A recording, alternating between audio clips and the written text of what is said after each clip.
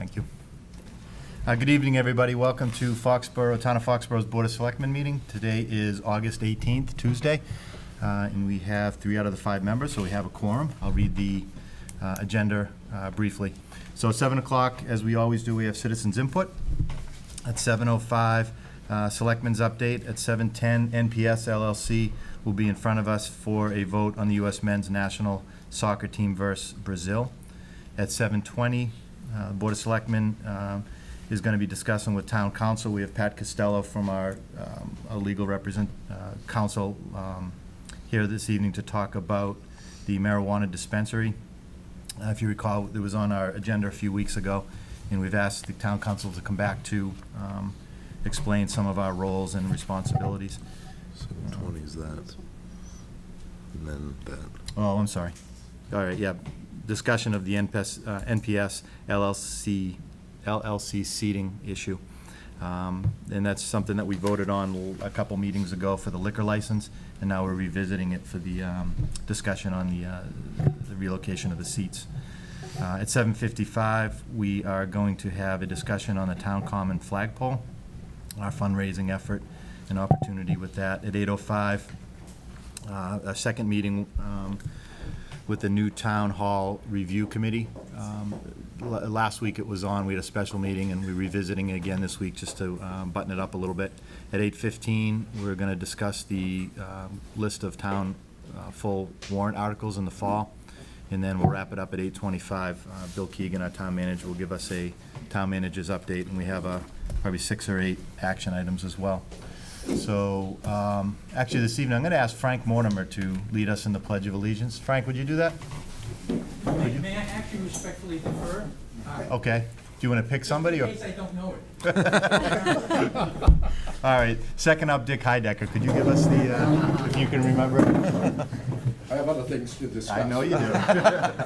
I'm trying to wear you out. I pledge allegiance To the flag of the United States of America and to the republic for which it stands, one nation, under God, indivisible, with liberty and justice for all.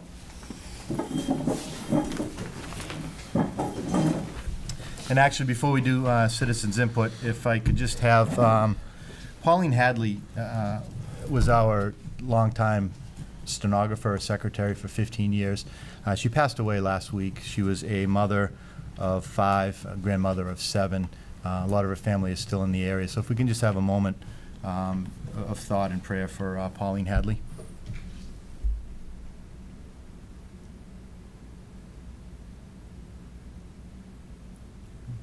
Thank you. She will be missed. I actually enjoyed working with her very much over the years. So anyone for citizens input? Frank? Thank you, Jim. I just want to alert people who might not know already, in the same spirit of the sad news you just conveyed, Jim, about Pauline Hadley. Michael Gelbwasser, who was a reporter for the Foxborough Reporter and the Sun Chronicle for many years, died last Thursday. He was only 46 years old. He had colorectal cancer. And Mike was a real straightforward reporter. Everybody felt comfortable with him. And he was a very brave man in his final months. So I would like to read a poem in his honor. It's very short. Could I do that? Please do. Take as long as you want. No, it's very short. It's by one of my former professors named Robert K. Johnson. And it's called After the Funeral. And just so you know the setting, this is written by an older man who is remembering his father right after his father's funeral. He's remembering what his father did for him as a boy. And by the way, Michael Gelbwasser did lose his father and a sister, young sister. So very simply, very briefly, after the funeral, I remember that because the night shift paid a few more dollars, my father came home from work to a house silent with sleepers.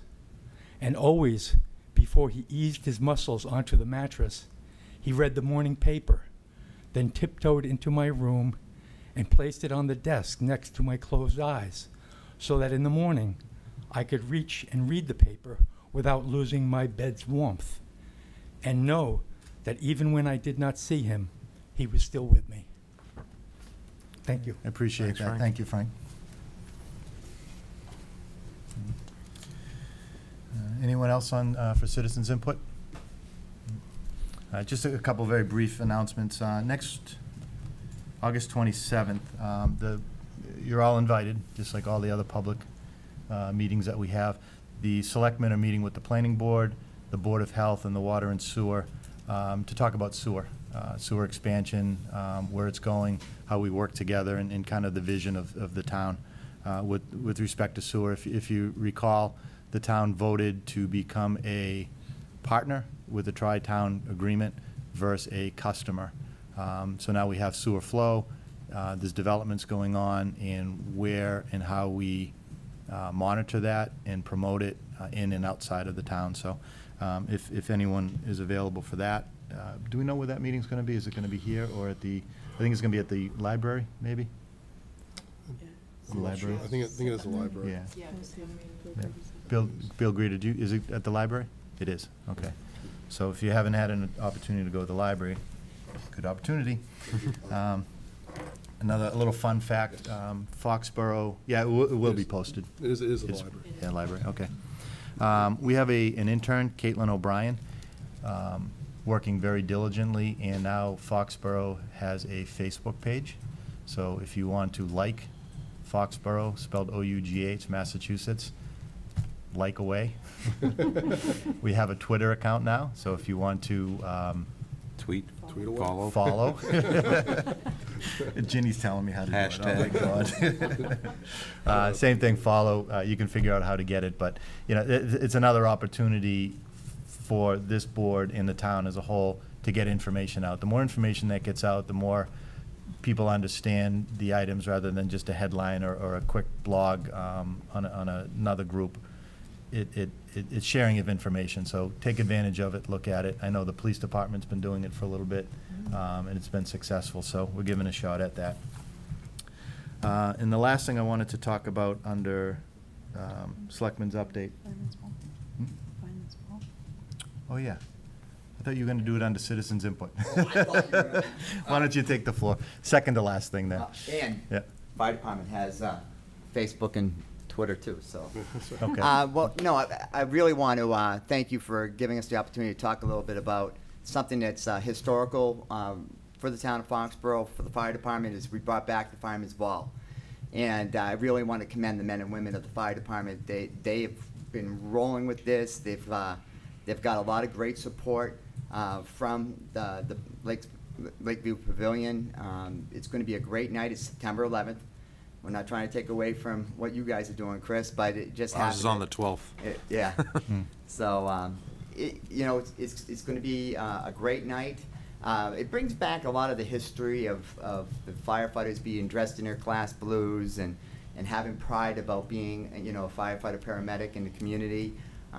We usually have a decent amount of family and friends and people from the town that will be there that night.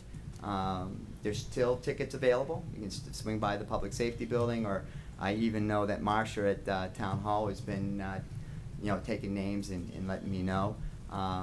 We do have a deadline of 28th. We have to have our numbers in by August 28th so that we can be ready for September 11th. And love to have any of those folks in the community that love to come and share a great night of dinner and dance and fun to just let us know, and we'll get tickets to them. Okay, just offhand, do you know how much the tickets are? I think they're Costing? $60. That's for dinner and Dinner and the whole dance evening. and the whole night. Okay. And you know, it's a night to get dressed up. You know, everybody wants to know. Well, especially Mary Beth and the young ladies. Well, what are we supposed to wear? Well, usually it's a gown. It's a nice night of getting dressed up and celebrating. You know, some of the first responders in our community. Great, looking forward to it. Thank Yep. Thanks, Chief. Thanks, So Chief. Senior discount? I'm sure Corey Shepherdson and those guys will have that information. Everyone except for you. Wow. Kidding, kidding. 1+. So the next item, with the risk of embarrassing somebody, Frank Mortimer, a longtime Foxborough reporter for Foxborough, is retiring. Tonight is his last Board of Selectmen meeting after many, many years, 28 years. So, you know, I found out a little while ago, and I had asked Frank if we could do something, and he basically said no. He didn't want to be embarrassed, and you know, in going in line with the way Frank's personality is, it's not about Frank. All these years, it's about the town. So when I asked the selectmen how they wanted to handle it, they wanted to do a roast. They're actually pretty happy about doing a roast. Not me, Frank. Oh, you were the first one to say it. I'm on your side. So, you know, Frank, do you want to come up a little bit, Frank? Do you mind? Sure. Yeah. So we're not going to do a roast. I respect what you had asked. No, you can sit down. Be comfortable. No, you can sit down. We're not going to ask you to speak. Have a seat at the table. Oh, okay. Yeah. Oh, Yeah. thank you. I'm honored. Now you've been official. Now it's official. You need to be taking pictures. Take a picture. Well, with your at the cell end, the phone. one thing that we are asking is if we could use your camera to take your own picture with the group, or someone that. Sure, and maybe No. afterward or Yeah. something? Yeah. Yeah, great. Yep. So this is what we're thinking. We put together a certificate of thanks and appreciation, and we're going to read that to you. Putting it together, we you know, you've got a resume of acclimates and awards that you've gotten over the years, and we didn't put that in there, and I know you probably don't have a wall of them, but they're tucked away someplace, and I know of them. But what you mean to the town is you've taken yourself and putting your name behind the scenes, and you do, you know, reporting. You're consistent. You've got integrity, and you're very fair and personable. Thank you. Not much more we can ask for coverage for the town. So, you know, I'm going to read the certificate, and then we're going to share a couple thoughts. And if you just painfully sit there and listen. All right.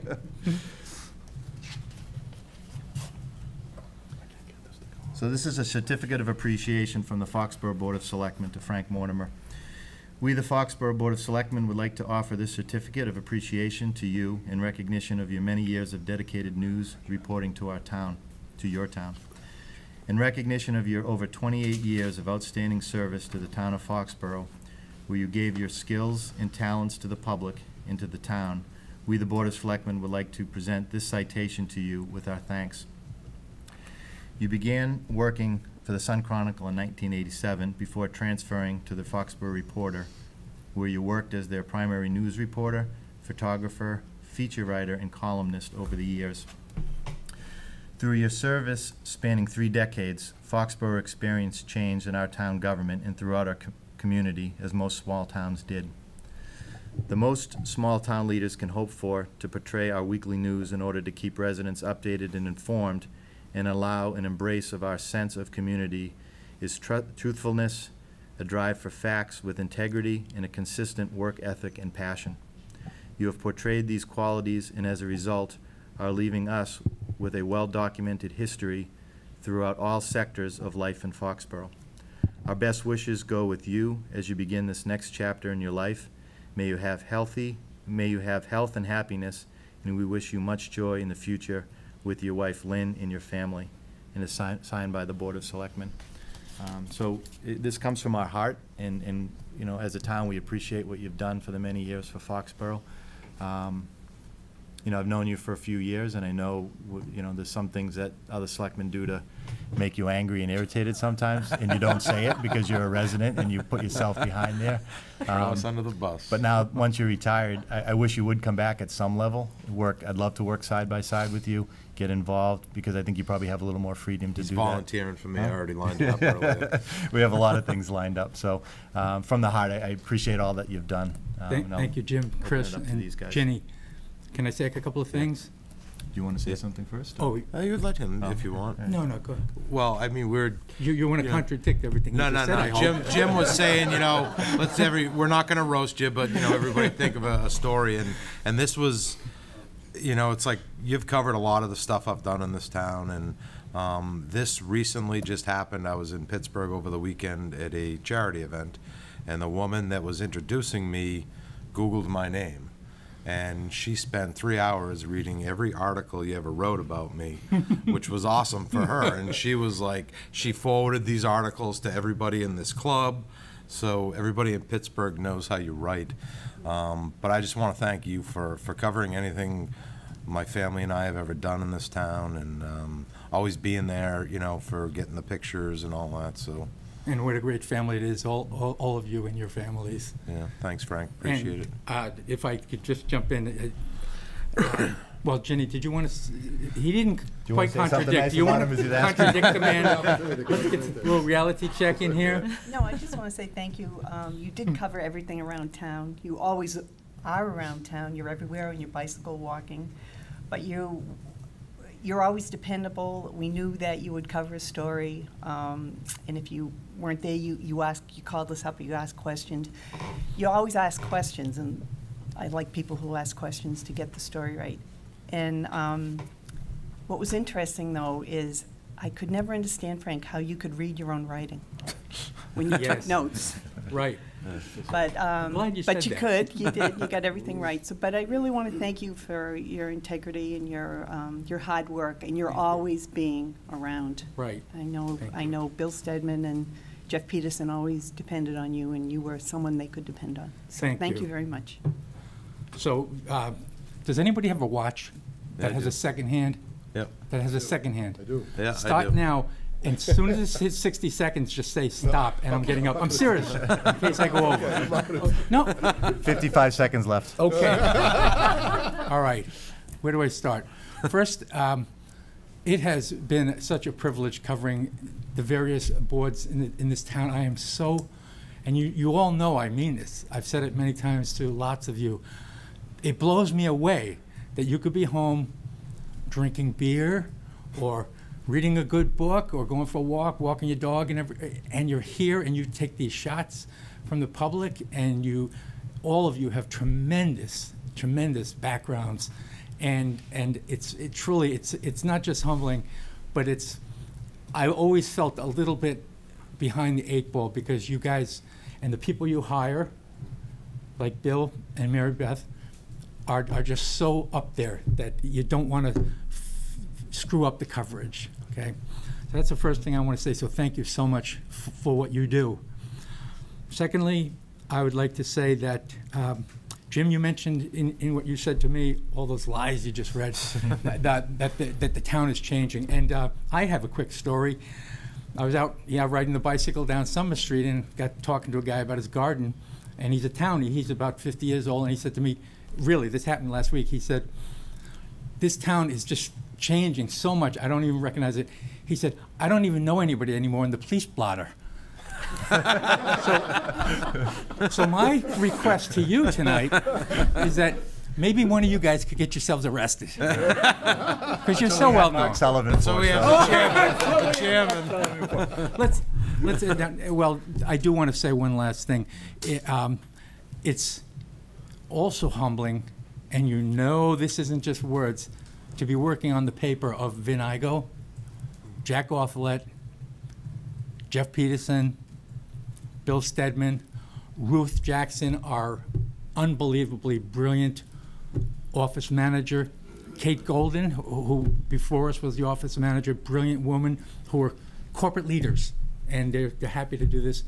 And the last thing I want to say is that also, the absolute truth, I am so thrilled to have new blood coming to this job, that leave it to the bosses to announce whoever, but I know they got a young man coming who's very earnest and experienced, and this is just what the Foxborough reporter needs. So thank you for everything. Okay. Thank you, Frank. Thanks, Frank. And 1 second, I see Bill Greeter, and from what the selectmen had said, I'm sure the planning board would echo it, but Bill, there's a letter from the planning board. Do you want to read that? If you get a minute. I have to apologize, Frank. I heard they were going to give you a trip to Disney World, and guess not. Nope. I thought you were going to apologize for your shorts. Not the shorts, the legs. The legs, yeah. There's a great piano missing 2 legs. Our chairman, Kevin Weinfeld, couldn't be here this evening, and I know it's hard to believe that on Thursday nights people have other things to do besides come to the planning board, and we wanted to take this opportunity because other than showing up for a project, no one would hear our statement that we'd like to make, so we thought we'd sneak into the selectmen's process. So if I may, I'll just read this. Dear Frank, on behalf of the Planning Board, please accept our sincere thanks for your many years of service to the town of Foxborough through your work at the Foxborough Reporter. We are very grateful for all of your help in getting the word out about projects and issues in town, especially those before the Planning Board. Your dedication, compassion, and respect for the town are always evident in your stories.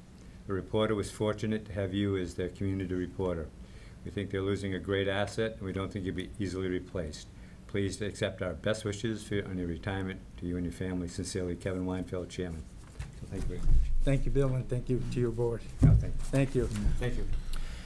And I am going to say that I couldn't have done this job, whether it was done well or done poorly or done just average, without my wife, Lynn Mortimer, a nurse at the Veterans Hospital in West Roxbury, who works at a job that actually pays with dollar bills. So I've been a kept man. Yeah. So, I just want to make one final comment. Just, I couldn't get away with just saying nothing here, Frank. Go for it, Bill. No, quite honestly, I was going to write something, but then it would have become a public record. And I didn't want to.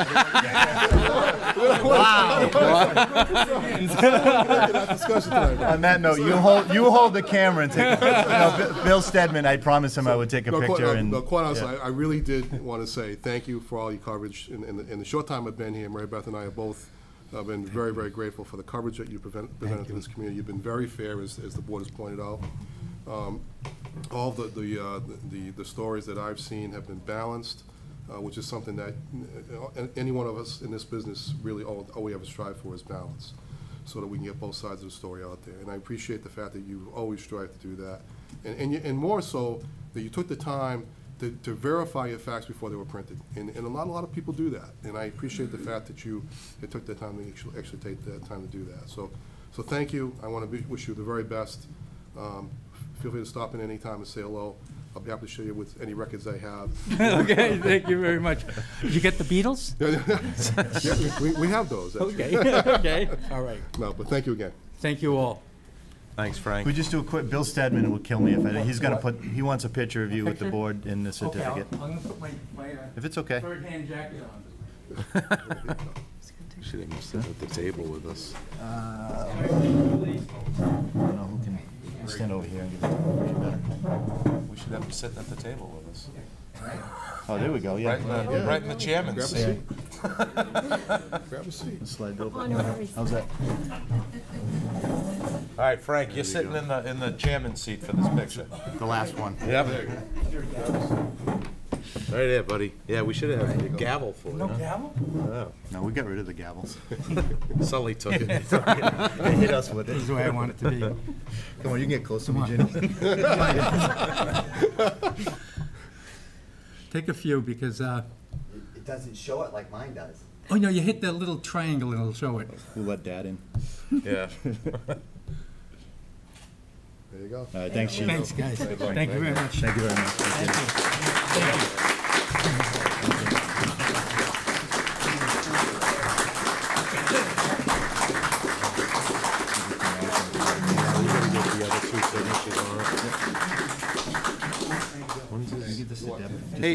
Hey, Frank.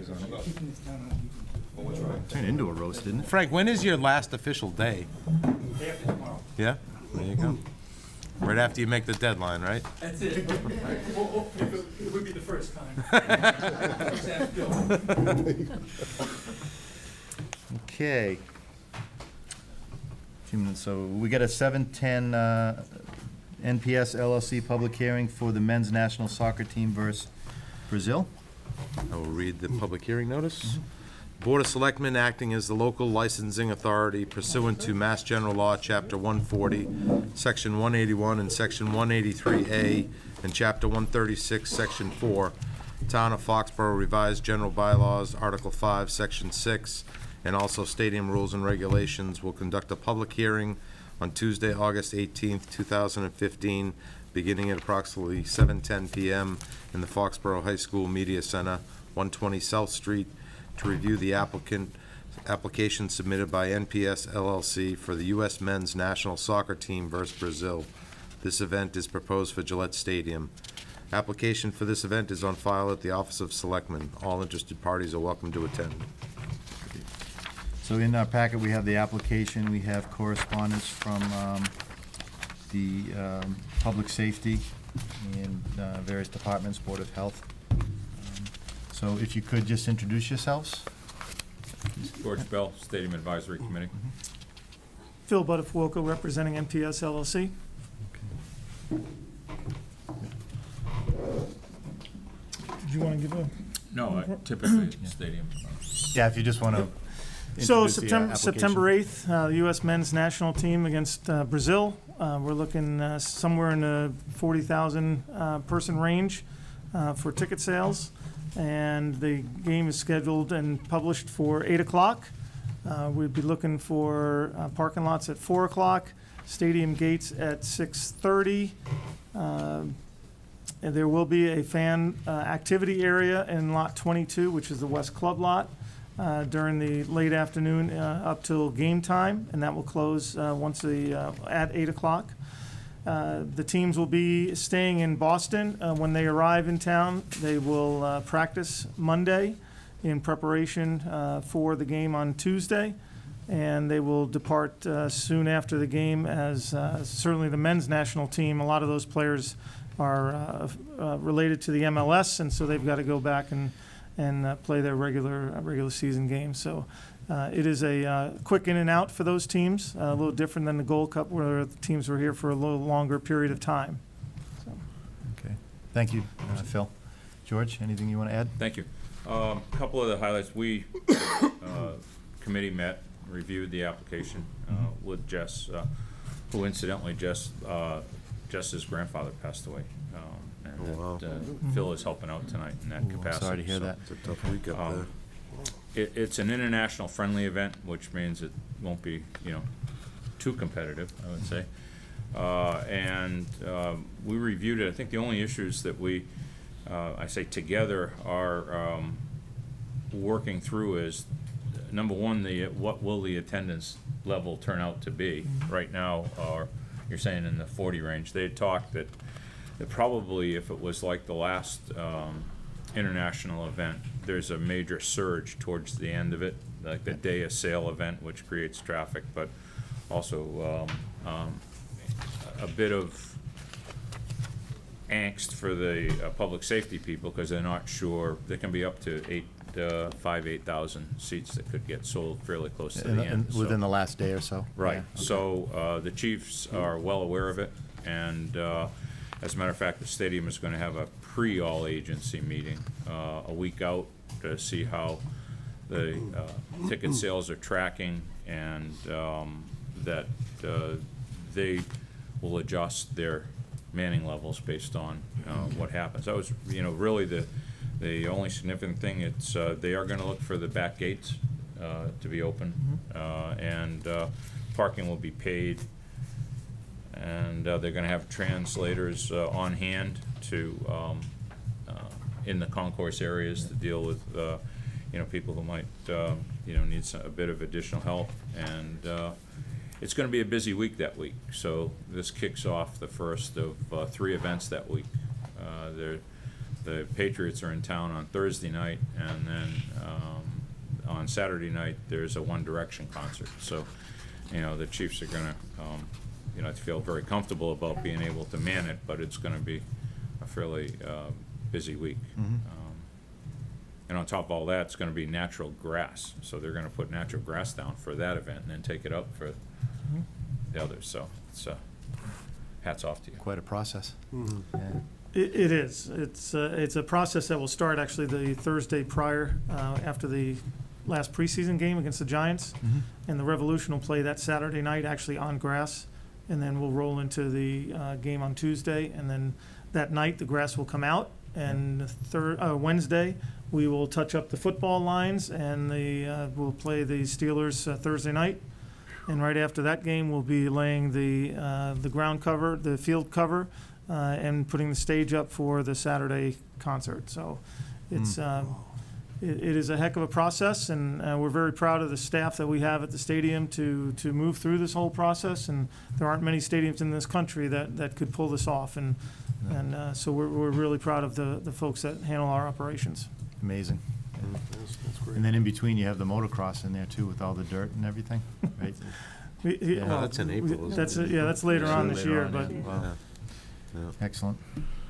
Okay, so in our packet, we had a regular correspondence from public safety in the departments, and there's also one letter from Walpole regarding the traffic and pedestrian, and that's something that you work out as well with the town of Walpole. So Bill, any thing that's not in the packet that we should be aware of? Everything? Not to my knowledge, no. Okay. Anyone? I mean, So- if you guys are up to the challenge. I think it's amazing that they pull this off, and my credit, a lot of credit goes to you and your staff to pull this off. Any other questions in discussion? This is a public hearing. Anyone from the audience that would have input, questions? All right, do I have a motion to close the public hearing? Make a motion, we close the public hearing? Second. Motion made and second. All those in favor? Aye. No more discussion. Discussion? Make a motion, we approve it. Second. Motion made to approve, seconded. More discussion? All those in favor? All right, motion carries 3-0. All right, thank you, gentlemen. Appreciate it. Good luck. thank you. Mr. Chairman, I want to not go without saying that I appreciate the public safety staff that's going to be manning these events for those Yeah. 3 nights as well, because my hat goes off to them as well for trying to pull all that work together. So it's a big commitment on their part as well, so thanks to them for doing this. Okay, so the next item we have on the agenda is the discussion with town council, Pat Costello. Good evening, members of the board. So just a little background of why, it's for the people at home. Recently, the stadium came in front of us for a change in the liquor license status, and some changes within the stadium, the Optimum Lounge that was being proposed. So we took that under consideration, voted to approve the changes for the liquor license. And the discussion to follow was, how does that affect when you're removing seats and changing the protocol inside? What happens to those seats, the revenue, because it's a payment in lieu of taxes program that was set up prior to us being here. Right. So what we did was, we got some input from our finance department, Randy Scollins. We got some input from the town manager. We reached out to our town council to look at the legal part of the contract that says, do we have the right to do it, and if so, how do we do it, or everything's status quo. And we also reached out to the stadium, and I apologize, we were going to have an earlier meeting this afternoon with Dan Murphy. Dan's mother had passed away, unfortunately. So I think this discussion is internally, for the most part, getting our side of some advice from council. Sure. And then we'll continue it to another time to figure it out. There's no deadline right now that we're after. This is towards the end of the season where we do all the tallying up. So we just thought it was prudent to handle it earlier than later on this. Absolutely. So if you could just, I'm sorry, introduce yourself. Sure. And we can go from there. Sure. My name is Patrick Costello. I'm from Lewis and Costello, Condon and Fafra Town Council. I had discussed this particular matter with Mr. Keegan and reviewed all the relevant documents, which include the June 1, 2000 lease, the April 2006 settlement agreement, as well as a correspondence from NPS dated July 28, 2015. In that correspondence, NPS established its position relative to whether or not the town would be entitled to any adjustment in the rental payments that were made under the lease agreement. And I reviewed that document very carefully, and I did prepare, for the benefit of the board, a letter dated August 14, 2015, in which I set forth my position on those issues. In essence, what we have here is a situation where, as you noted, Mr. Chairman, in 2000, a lease agreement was executed by and between the town and NPS LLC. Typically, lease agreements address the proprietary interests in property as well as the rights to use that property, and they do establish consideration, typically a rental payment. Most leases are fairly straightforward and unambiguous in their terms. Mm-hmm. With respect to this particular lease, however, I note that in the 15 years that have passed since the document was initially executed, there have been substantial changes at the stadium, most of which are very beneficial and basically the result of sound business practice on behalf of the lessee. However, since this particular agreement was specifically fashioned as not only a lease, but also, as you noted, a payment in lieu of tax agreement, I did believe that, particularly with respect to the Optum Field Lounge, which is what I focused on in the letter, that there were changed circumstances in the operation and use of the stadium that should warrant further review and discussion amongst the parties. And I reviewed earlier today a memo that Mr. Keegan had submitted to the board that I think even further fortifies my points, in that there are numerous changes going on down at the stadium in terms of conversion of certain areas of the facility to different types of uses than those which have been initially anticipated at the time the lease was executed back in 2000. So, in my view, I think that the underlying purpose and intent of the lease, as executed and as understood by the parties back in 2000, should warrant some further discussion and review at this point in time, given the substantially changed circumstances with regard to the use of the stadium. Specifically, there was a recital clause or a specific provision in the original lease that anticipated that the stadium would have 68,000 seats. Now, to the extent that that number fluctuates, that's par for the course in many instances. But to the extent that the number of seats upon which the revenue stream that we're receiving is based as rental payments is decreased substantially, yet those areas of the stadium are devoted to other economically beneficial use by the lessee, it would seem to me that there is no reciprocity there in terms of sharing the wealth from the change in use of the property. I believe the underlying purpose and intent of the lease was to provide fair and equitable compensation to the town of Foxborough based upon anticipated uses of the stadium. To the extent that certain types of uses at the subject property deviate from or change from that which was initially anticipated, ambiguities or uncertainties as to the application of the provisions of the lease can arise.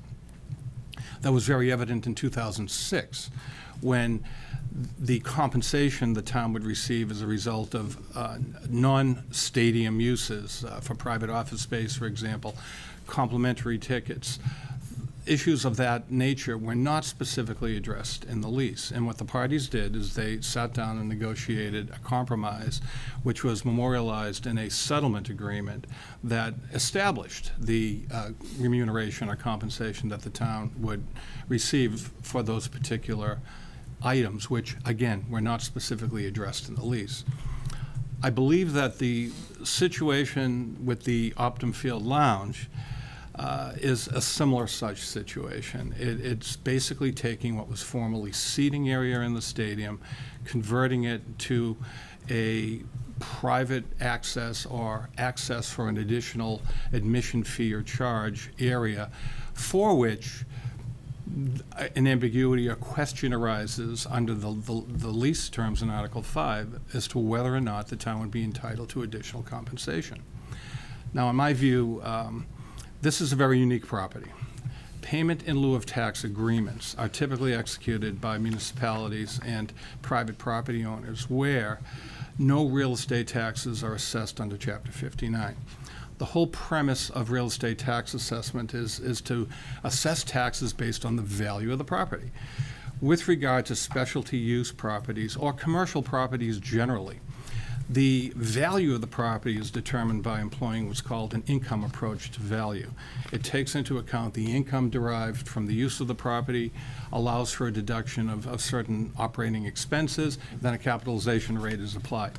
Not that we have to go through that type of exercise when you execute a pilot agreement, but the fact that the fluctuation or change in the nature or amount of income derived from a property is a critical component to determining what a tax assessment would be under the general laws, I think is somewhat analogous to this situation, in that where we have a material change in use or character of the stadium property, it is worthwhile or appropriate to take a use at that change to determine whether the lease payment terms that were negotiated back 15 years ago are appropriate are adequate, or quite frankly, how they would be implemented in light of the changed circumstances. So I did set forth in my letter just my general summary of that point, and I certainly have a great deal of respect, and I appreciate the view that NPS has taken in its correspondence of July 28th.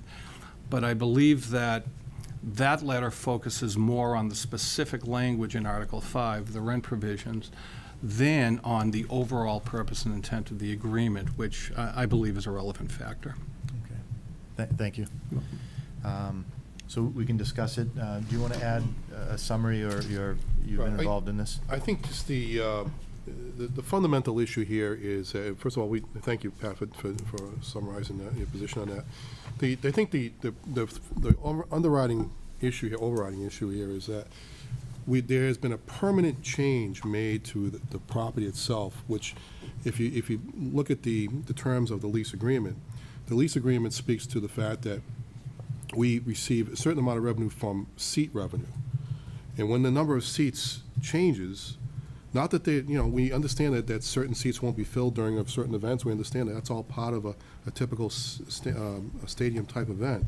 But if you permanently alter the number of seats in the stadium, that has a direct reflection back on the town's ability to raise revenue on those seats.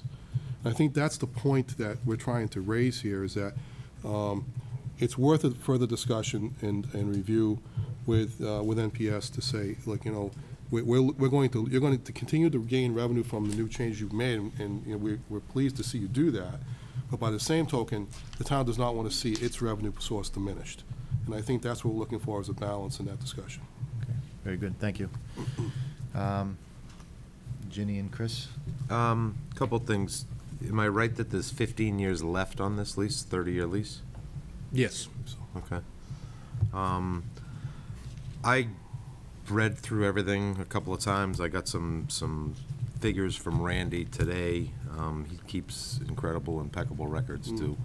The way I kind of broke it down, it looks like we're only losing revenue on the football end of it. We're not really losing it on soccer. We're definitely not losing it on concerts, because that's where the stage would go. They would take those seats out for concerts. That's correct. So doing some basic math, I mean, we're looking at $3,300 a game. If it's 2,200 seats times the $1.52 a ticket, times, what's that? $275, $255. It's $255 for football. It's $1.52. $1.55 again for football. They're right. $1.52. So we're talking about $3,340 a game that we're kind of tossing around. Everything else stays the same. I mean, just in ticket sales last year, they gave us $2.4 million just tickets in the seats. So, for $33,000, is it worth fighting about? Reading their lease, it says they can alter the premises, which they have. The way I look at the Optimal Lounge, it's a luxury box. Do we get any benefit from? Didn't they just put in 2 luxury boxes? Do we get any extra benefit besides the ticket sale on those? Well, I think there are some additional seats that will be added to those 2 new luxury boxes, so there will be some offset against the loss with the 2,200 seats. Okay. But the fee for that luxury box, like if my company buys a luxury box, it's probably $20,000 a game. Do we, as the town, get anything? No, the only piece of revenue tickets. that we get is the ticket revenue, or as for a seat. It's a per seat ticket revenue. Now, we do gain additional, whatever, if there are events held throughout the year in those boxes, or in, say, for instance, the new Cross Pavilion, and those events are held outside of stadium-type events, we will pick up additional revenue in terms of meals tax. But in terms of the overall impact, it's a relatively small amount of money per game, Chris. I don't think there's any argument about that. Yeah. The issue is, if this continues to perpetuate as a change that keeps coming back to us, it does have it will have a consistent impact on our revenue source. Oh, I totally agree, and my suggestion is, reading the lease as a layman, I'm not a lawyer, I don't claim to play one on TV, they can alter the premises. So my suggestion would be, let's talk to them, sit down at the table and say, okay, this is fine. We don't want you to do this to the north end zone. We don't want you to do this to the sidelines. Let's look at how we can renegotiate the lease or something for future stuff like that. To, you know, like I said, $2.4 million they gave us last year just in ticket sales, and we're fighting over $3,340. I'm not saying fighting, but we're questioning $3,340 a game. Right, I think on a season-wide basis, it's probably less than $20,000. So if you look at it over the course of the year, but the real basic question is that if you're permanently altering the premises and you're affecting our ticket sales, we want to make sure, and they have the right to alter the premises. There is no question about that issue either. The only reason why this is raising as a question is because removing seats has a direct impact upon a revenue source to the town. And this, again, as Pat correctly pointed out, this is in fact a payment in lieu of tax, a pilot payment, which means that any loss in those seats has a direct impact upon our revenue source as a town. No, I hear you. And it's And a tax issue. I would like us to address the lease going forward to try to mitigate if they all of a sudden want to make the whole lower bowl an Optimum Club, you know, then we really have a loss. So that's just my comments. Well, I think that was one of my concerns. I mean, it's the Optimum Club today. What happens down the road? And we're not privy to their plans. They may not even know what they're going to do. But I think what this was doing, it was setting a precedent, and I wanted to make sure that it didn't set a precedent. I mean, that, you know, that the payment in lieu of taxes plan was adjusted with a settlement. We've had settlements before. Adjustments to the lease have been made, and that's all I was asking, is that we do that. Because it is payment in lieu of taxes. What it is, it's their tax obligation. The whole town of Foxborough has tax obligations. And I think they should be abiding by what they have in lease. If we need a settlement agreement, that's fine. But I think it should be addressed before anything else happens down the road. Because if it's not addressed now, something changes down 3, 4, 5 years, and then we try to change it then, they'll say, well, you had no problem with it in 2015, so why are you bringing it up now? That's why we're bringing it up now. Yeah. So can I suggest this, since, you know, the big picture, we've got a town council that says, here's an opinion on behalf of the town. We have the craft organization that, and all due respect to Dan Murphy, a lot of good information in there. It makes a lot of sense with meals tax. We haven't heard their council review of the contract. Why don't we set up a meeting between the two councils, yourself, if one of the selectmen would attend, not completely necessary. But more to what Chris is saying, I don't want, this should not be a fight, and I don't think it's not an adversarial. I don't want it to turn into one. An adversarial situation, no. So maybe the two attorneys can get together with this at least in the middle and figure out where we are. So to Jenny's point, we're not dealing with this a year from now and then want to make more changes. And that's exactly what I suggested in my letter that we do. That's how I'd suggest we proceed. I'm sure it's something that can be negotiated reasonably. I think the key issue here is this is a little snowball right now, but given the change in the entertainment business and the way stadia are used generally, this could blossom into something where not that it's there now, but in the future, the lease or the payment terms set forth in the lease might it might be like trying to put a square peg in a round hole, and we want to just make sure that we have an understanding or a specific agreement as to how modifications like this and conversion of areas within the stadium will be addressed going forward. And I think it's one of those situations where it just wasn't anticipated 15 years ago when they did the lease. So, I mean, this may have been addressed this afternoon had we had that meeting, but so let's try to do it in the next 2 weeks and put our heads together. Would it be appropriate to have Randy involved in the discussions too, where he has all the, like Chris said, he has all the numbers? Yeah. Sure. Yep. Very good. Absolutely. Okay, makes sense? Absolutely. Okay. Thank you. Thanks, Patrick. Thanks, Pat. All right. Patrick. Here for the next issue. I'm here for the next one too, yeah. Okay, the next item we have is, again, talking about the marijuana dispensary. There was an application made to the town from Beacon Compassion Center. The first hearing, wasn't a hearing, the first presentation was more of listening to the applicant on their presentation, and we allowed public input, so we had quite a few people coming to the microphone. In effect, we took it under advisement. The Mass law is new, and it recently has been changed. So what we're asking is, had you opportunity to look at the application and kind of come back to us and say, all right, here's the law, here are your options, and give us some advice to move forward. Sure. And then we'll tackle it another day. Sure. I haven't actually reviewed the full application, but what I did provide to the board is a letter just summarizing what the municipal role is with regard to the registration of marijuana dispensaries. And that role has evolved. As new as the law is, the regulations are continuing to evolve, and quite frankly, the Department of Public Health is currently reviewing the regulations for further revisions and further refinement. As it stands right now, cities and towns do have an active role in this process, and I think you folks are at a juncture where you have to exercise some discretion on how you choose to proceed here. The first essential role of a city or town with regard to the RMD registration process is to issue a letter either of support or non-opposition to the facility being cited within the town of Foxborough. That is a mandatory requirement within the citing phase of the application process at DPH.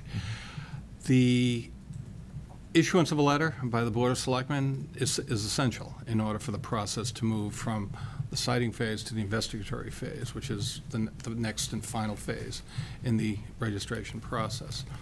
So, can I just, sure. So, just for clarification, so the first part you said it's mandatory. Is it mandatory to draft the letter, or it's mandatory to have that moving forward? It's mandatory for the applicant to submit a letter to DPH. The DPH. Okay. From your perspective, you have three options, in essence. You can issue a letter of support for the project, you can issue a letter of non-opposition to the project, or you can decline to issue a letter and do nothing.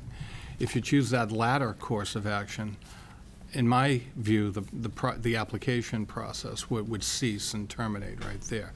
And the applicant would have an option to seek a letter of approval or non-opposition from another community. That's the way the DPH interprets that provision right now. Is that speculation from reading the regulations, or has that process happened already? It's all new. This is this. Oh no, but has an applicant yes. gone through that process already? Yes, they're at. I assume that they're at. I haven't reviewed. As I said, not this applicant, but in other towns and other communities. Oh, another community. Yes. Massachusetts. Oh, sure. Yes. Okay. Yes. I'm representing a town now that's beyond that point, and they're into the host agreement negotiation phase now, and. There's a hearing next week, actually, before the zoning board on the special permit. We similarly have a zoning bylaw that would require a special permit to be issued by the planning board for this facility, and that is the other prong, if you will, of municipal involvement in this process. They would have to comply or meet the requirements of our zoning bylaw and receive a special permit from the planning board before they'd be free to open up shop in town. Okay. Is there any timeline from when the applicant comes before us that we have to do something on a letter? Not from our perspective, no. No? Okay. No. Okay. So it's really a discretionary call for the board. I mean, you obviously take into consideration the site, the location, and as it relates to other facilities within the community or in adjoining communities, all of that's fair game for you to consider. And as I say, there's no legal compulsion or requirement that you issue the letter. It is a prerequisite to the applicant being able to move forward with the process, but the Board of Selectmen, as the chief executive body of the town, has the ultimate discretion or determination as to whether or not to issue the letter. Okay, thanks. Okay, thank you. Discussion, Ginny? No, I'm reading the DPW requirements is exactly what you said. If you know, support, non-opposition, or nothing, and if it's nothing, there's no appeal process. It's just that, well, sorry, you know, try another town, something like that. So it's pretty straightforward.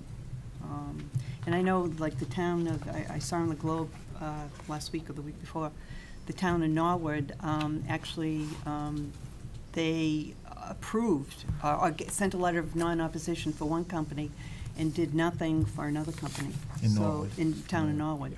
So there's precedent Sure. for both actions, you know, in different towns. So. Right, and in the other community I represent that has an application pending, there were actually 3 initial applicants, and for 2 of them, the board did not issue a letter, and they issued it for one of the 3.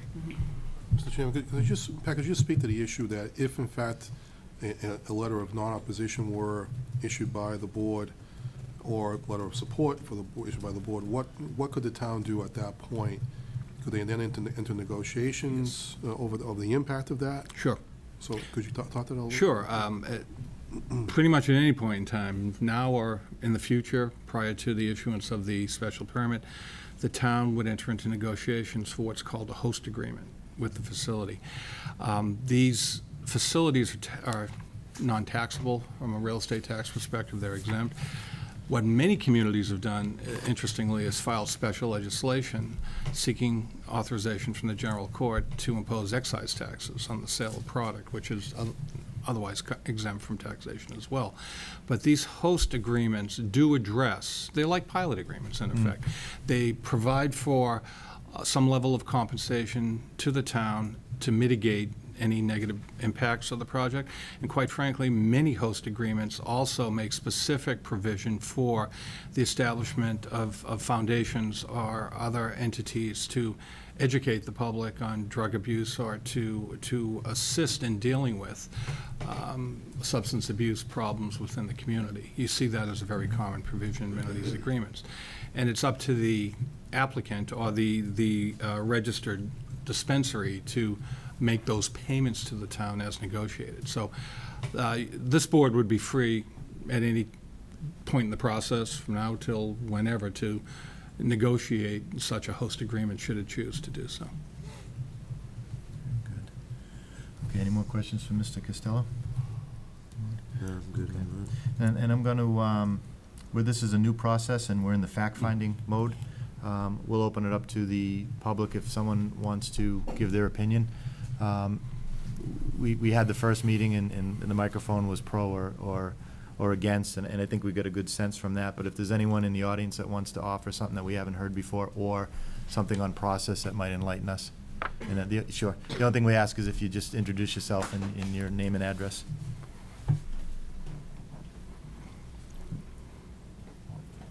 Hi, my name is Douglas Rhodes. I'm an RN.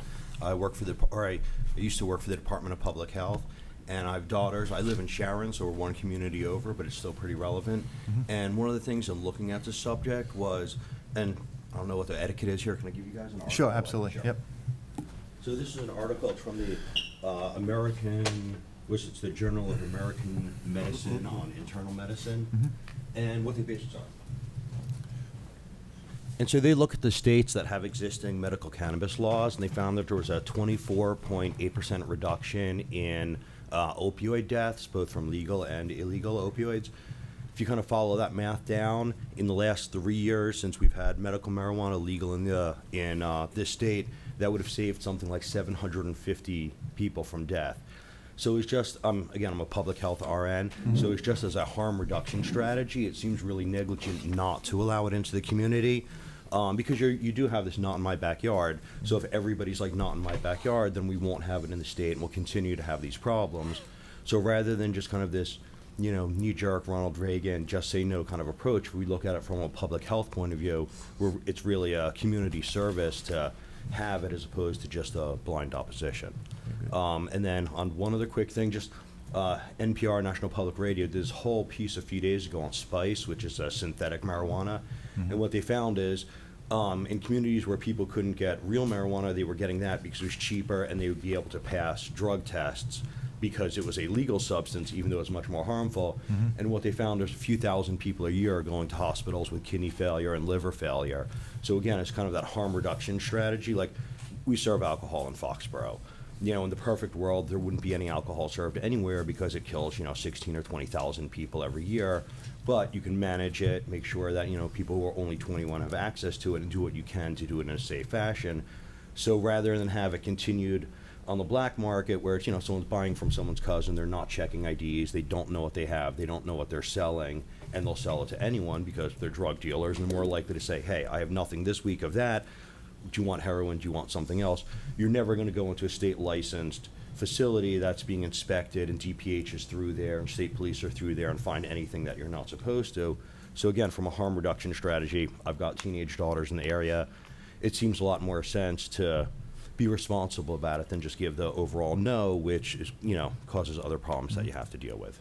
So, good. Okay, thank you very much. I appreciate the opportunity to give my 2 cents. Sure. Thanks. Thank you. Anybody else? Okay, so pleasure of the board.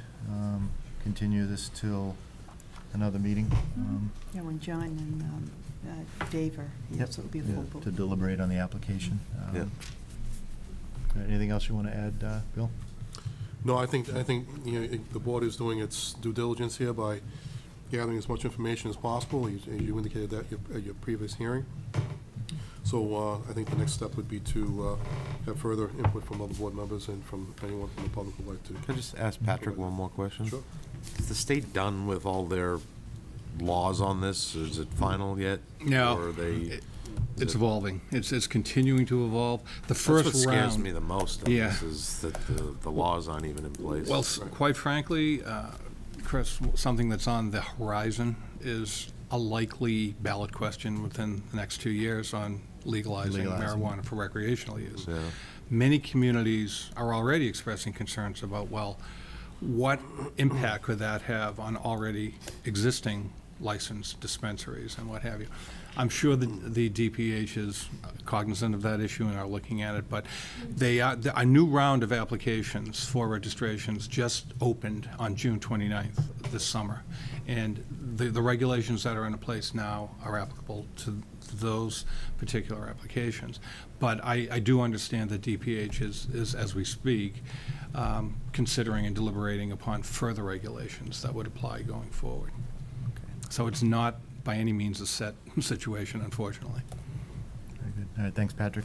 Thank you. So in our packets last time, we have the application. If any of the board members have questions that we want to ask of the applicant in order to understand it better for our next meeting, maybe they can filter them through the office. I can't find an email or a phone number or a contact person on this, so if you could grab whatever comments we have, send it over, so we'll have questions answered before the next hearing. Make sense? Yeah. Okay, thank you, Patrick. All right, thank you. Thanks. So 7:55, it is just a little after 8, so the discussion on the town common, and I see, Jack, you're here. Do you want to come up to the table to discuss this, or you don't need to? Thank you very much. Is that your business card? Yes. All right. Okay, thank you. Thank you. Oh, I didn't see Tina, sure, absolutely. I was hiding behind Jack. So this topic kind of brought to the forefront a month or so ago on the condition of the flagpole at our common. And I'll be honest with you, when it was first brought up, I just thought it was a painting issue, and it wasn't as bothersome to me because I looked at the flagpole and it was kind of historic looking, so it didn't raise to it. But been out there since, and there is rot through the steel pole, and it's 100 feet, and it's going back and forth. So it's not if, it's probably when it's got to be replaced. So to that end, we had this on our agenda, briefly discussion, not in depth, with the recognition that there are people going to come forward. We set up a process where if you wanted to donate, there's a vehicle to do that, and it's at town hall, and we're asking people if you want to make a donation, put what it's for, and we'll collect the money. But that obviously is not enough. So talking to Jack off and on over the last couple weeks on the different ways to move forward, he had some suggestions. Tina Bellinger's here, who once again, pulled into helping voluntold. Familiar with that Yeah. term. So I think what the new piece of information is, we had asked our DPW director to look at options, and he sent us a memo on 3 different options: of steel, aluminum, and I think a fiberglass, with a cost estimate for the pole, the base, fixing the bottom patio around it where it's going to get displaced. So, Bill, you had asked Roger for that. Do you want to summarize the memo? What we effectively have is a pole that is currently measures at about 93.550 feet from ground level to the top of the first ball. And by the way, there is an additional pole that extends out from there, which is actually a lightning rod. So in case anybody was wondering what that was, that's what that is. And then what Roger did was contacted the same company that installed many flagpoles in New England, All-American Flagpole, who gave him 3 estimates. And then there are pros and cons to each one of the various estimates. And this, what's being recommended is about a 100-foot steel pole, or aluminum pole, or a fiberglass pole. And of those 3, the one that's recommended is the fiberglass pole, because it only requires recoating after 20 years or more. It requires the least amount of maintenance. It also would require a lighter crane requirement for the installation, and it has a useful life of greater than 50 years if properly maintained. So we want something that's going to last a long time, require as little as maintenance as possible, and still has a nice look to it, and it's very pretty hollow ground that we want to continue to honor. So that is the recommendation that they are offering. The net cost of looking at this is somewhere around $45,000 to $50,000. The actual cost that Roger has given me is about $45,000, but I'm going to figure another $5,000 just because there's always a fudge factor, one way or the other. So anywhere from $45,000 to $50,000 is the estimate for this work. Okay. So, where do we go from here? I talked to Jack a little bit about this. If this is a committee that's appointed by the selectmen, it carries pluses and minuses. It's subject to the open meeting law, which is not a bad thing, Right. but it's stifling sometimes when you want to get together on a Thursday because it's convenient and it's Wednesday and you can't do that 48-hour notice. I wanted to suggest something like a Friends of that could raise the money. The town would be the conduit, but they're a little more free to outreach. And I'll turn it over to Jack for a second, but my thought is it's something in the common that has a history of the common that everybody sees, everybody uses.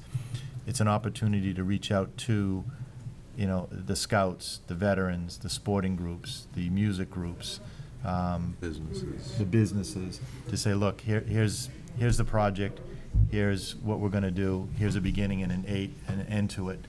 And then, interesting, I looked at, for prices, 100-foot flagpoles, and there's a nice article in, I think it was Dallas, that the Rotary Club did this effort, and at the end of the exercise, they had a flag that would fly over this is like 50 feet by 30 feet. That's a size that would go on a 100-foot pole. For the first week or so, they had a test flag up there, and everybody that donated and worked on it had their name on it. And some interesting things you can do and reach out to the town. The last thing we want to do is to be a chore where it just drags on. And I'm grateful that you guys are stepping up. There's one woman, Rachel Calabrese, that did a lot of the stuff for the rec department, Facebook, and she's very excited to help.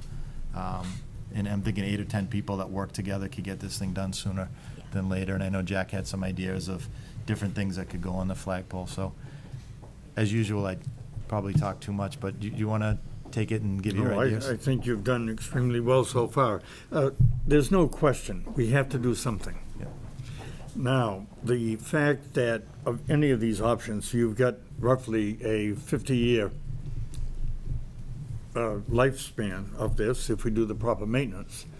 So, in essence, that means this is the only shot we're going to have. That's right. At doing this correctly. So we got to do it, but let's do it right. And, but I also think, very, very interesting differences between the types of metal and so forth. I think ideally, if we can, make the decision on that, get the new flag pole fabricated, then dismantle what's there. So you minimize the amount of time, if you will, from when the present one comes down and the new one goes up. But I also think we need some discussion on, is it just a flagpole? Should this have a yard arm on it, on which the right side we could have a POW MIA flag, on the other side a Purple Heart flag? We do still have servicemen unaccounted for in this town. I just offer that as something, but I think what has been demonstrated to me over and over and over again, if we identify the need, and it's very, very clear that we've got to do this, if we show people how they can be part of it, we can do this, we will do this. And I think if you had a committee that had representatives of different groups, and the committee had members who would willingly go to different groups for their regularly scheduled meeting and say, let us tell you about this project, let us tell you why we're doing it, why it's got to be done, how it's going to be done. I think the support is out there. Absolutely. I'd make a bet on that.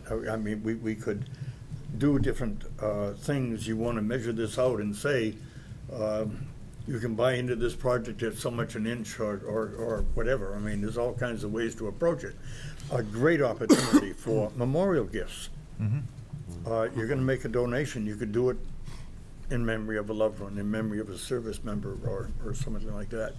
It could be a very, very meaningful experience. And I think that we could dismantle the planter that's around the present flagpole, then dig out the base, put in whatever you need for support for the new flagpole, restore the base, and we're back in business. But I do think that the height is important, because when you're at an event on the common and you turn to salute the flag, you're saluting in the direction of the flag. You can't see it unless you're right there. However, you can see it coming up Central Street, coming up Cocasset Street, and all of this. It is, and I mean, look, this is who we are. This is the very, very center. That's a unique aspect. The physical and philosophical center of this place we call home. And this is so important to us. So many men and women away during World War II would write back to the War Service Committee after receiving copies of the VTY newsletter that was published to keep them up to date on what was going on at home while they were away. So many of them said, the minute I see that common, I'll know the war is over. And it's in our hands now. That flag's got to be the first thing they see coming up the street. I think you'll have no problem raising $50,000, especially if Jack goes to all of these clubs But and talks to them. But I have to say that I'm very, very encouraged that Tina has stepped forward. She made such a difference on the Clean Up Foxborough Day. Very, very capable person. And I can't participate in the committee itself, but I can do all of the background, answer any of the questions, provide promo material, whatever it takes. But I think if we say right now, yes, we've got a committee, who wants to serve on it, this is where you make your checks out to.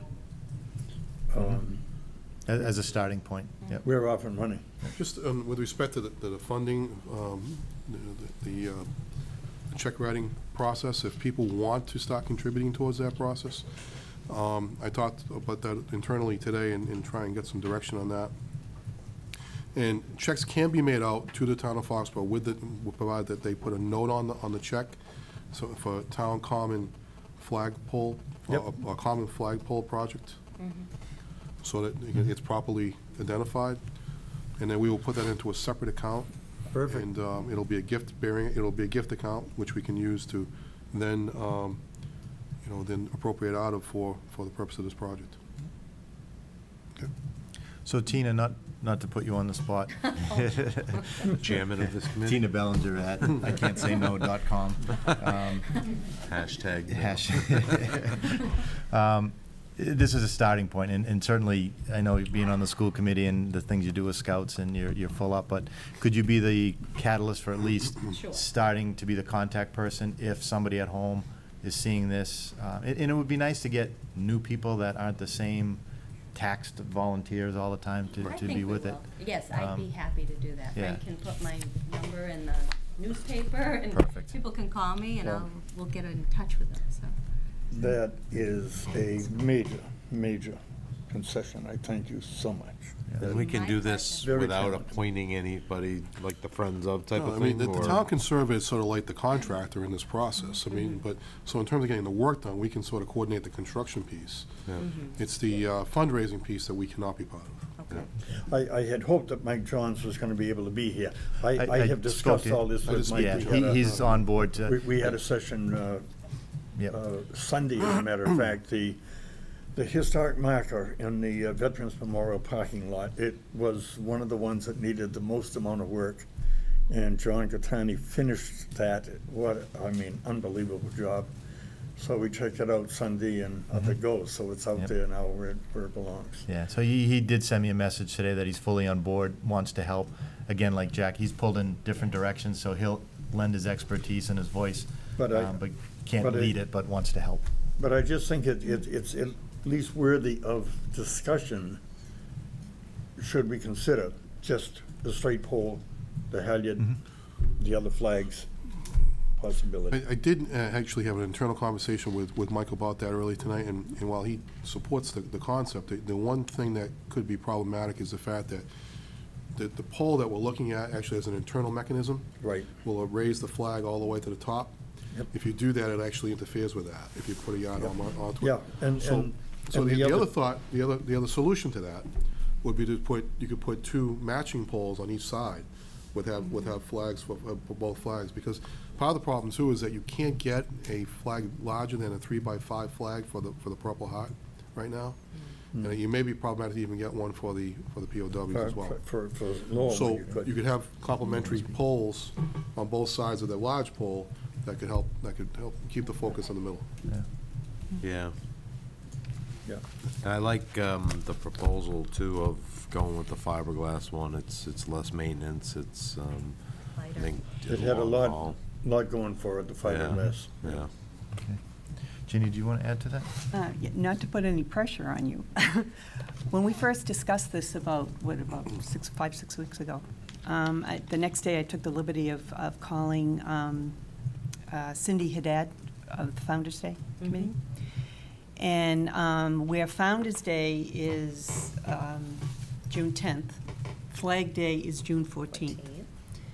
And so I asked her if we could get the flag pole done in time, could the dedication of the flagpole be incorporated in the Founders Day celebration, either the night before or the day of? And she said, sure, that could be done. But the thing is, we need to raise the money and order the pole and everything. So do you think within that time frame, which would have to be done by June 1st, say, to give you plenty of time? I Is think that it something? depends on our response that we get. It condenses fundraising to a very, very short window, but. Yeah. I think in this town it is possible with the good people and the good patriots that live here, yes. Right. But I think we'll know, depending on the response we get right out of the gate, whether that's going to be possible. I think it would be a great I mean, it'd be idea it'd be great for the town, great for the common, but it would also be a great thing for Founders Day. Oh, yeah. Well, Mr. Paley already has his $100 He's in. Yeah, he's on record as the first donor for us, so. And you know Rachel Calabrese, right? Oh, yeah. So she's you know, the gonna social call her up media when I get thing, home. and honestly, get the high school kids involved, because they're a lot smarter than we are I on this. personally think by the end of September, October, you're gonna have the money. Yeah. I mean, it's, And they can make fine Christmas gifts, if you not, know. Jim will make up the That's difference. a lot of money. But, you know, people, I mean, what do you give someone who has everything? Mhm. Well, you give them a little bit of history, you give them their name, you know, as part of the, It's a lot of money, but it's an even greater opportunity. Absolutely. that's It right, is. Will make a difference. Okay. yeah, I think Good. it's a great idea, Jenny. I Yeah. mean, that timetable, I think, is a good one. Keep yeah. moving And forward. it gives everyone a deadline. Mhm. It's like, oh gee, that'd be nice to do. It's like, okay, write out that check now. But also, school will be back in session, so even the elementary kids, when we did both the common fence and the steamer shed, elementary schools contributed quite a bit, $645 from Yep. the little students. Excellent. Oh, the fence looks great, by the way. Yeah, I it don't know if does. anybody has gone by, it looks like it's the original. It doesn't look like anything had happened at all. Sad that nobody else hit it because we got no more other sections of Yeah. That was, fence. that was Yeah. critical. We're gonna have to forge some more. Okay. And as far as representation from the select board, you know, there's 5 of us. Do you think one person be the, I'll volunteer. there you go. I have a Thank little you bit of very much. fundraising background. Just a little. Perfect. You're it. And Thank you. Tina, thank you so much. Jack, My as pleasure. usual, I appreciate Great, it. thank you all so very, very much. Thank you. I'll call you tomorrow, Tina. Gotta get home, make out a check. There you go. Hey, Jack, you need to write the solicitation letter There you for go. the flyer. Thanks. Okay. So the next item we have, 8:05, so we're a couple minutes behind. The Permanent Municipal Building Committee was in front of us on that special meeting we had last week. They made their presentation with Lerner Lads, LLB, Lerner Lads and Bartels. Bill Euchner had asked if it was appropriate for LLB to come back tonight. I took the liberty of saying no, because I think they did a nice presentation. Question and answer went back and forth. And I think we were waiting. John wasn't at the meeting, so I think we extended it to this meeting to see if we had any further questions.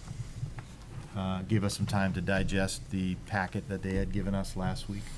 And then Dick, I know you wanted to say a few words also, but Bill, do you want to, I guess, address the board with any new information, or if there's a summary, or be available for question and answer? And anyone else from the committee that would want to come up? Bill, who was on the committee, if you could just remind everybody? Bill Cass is the vice chair. Merrill Cass's father is also on. Michael Leary, Jack Schlather, Don Triani, Steve Sloan, John Hardy, and I think I've got them all. Gary Whitehouse. And Gary Whitehouse, correct. That's the last one.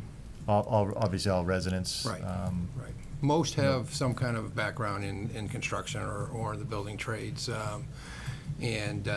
You know, most of them have been on for years. It's not a committee that's assembled every year. So it's a committee that's basically been in place long before I got here, and I've been on the committee for about 14 years, so. And town, you know, obviously you're a town employee, you work for the school department. Town hall employees? No town hall No employees. town. Sloney. Steve Sloan is DPW, yep. Okay. Gotcha. All right, it's just, you're in front of us all the time, and I know your committee, but seldom does everyone come forward, so I was just a little unclear. Okay, so do you want to just kind of give a summary of where you left off? Yeah, I think you know, as we presented last week, the original plan that you approved a few months ago, basically, which was a larger plan, but had all the adjacencies of the different departments that were laid out over time, both in working with Bill Keegan and working with the department heads themselves. And I think in a lot of ways, the plan hasn't changed, or at least the concept of the plan hasn't changed much over the 5 years or 6 years that we've been doing this recently, in that, you know, the department heads have really kind of solidified their stance on how they want their departments to look and work. Much of it is a consolidation of abilities within an area versus being spread out. So as in the example of the finance department, where the assessing side is one separate room area right now, the treasurer is another area, the finance accounting side of it's another area. in the new design, it's effectively a one working shop area, allows them to spread, obviously, their manpower over coverage, but it also allows for common thinking, common, actions.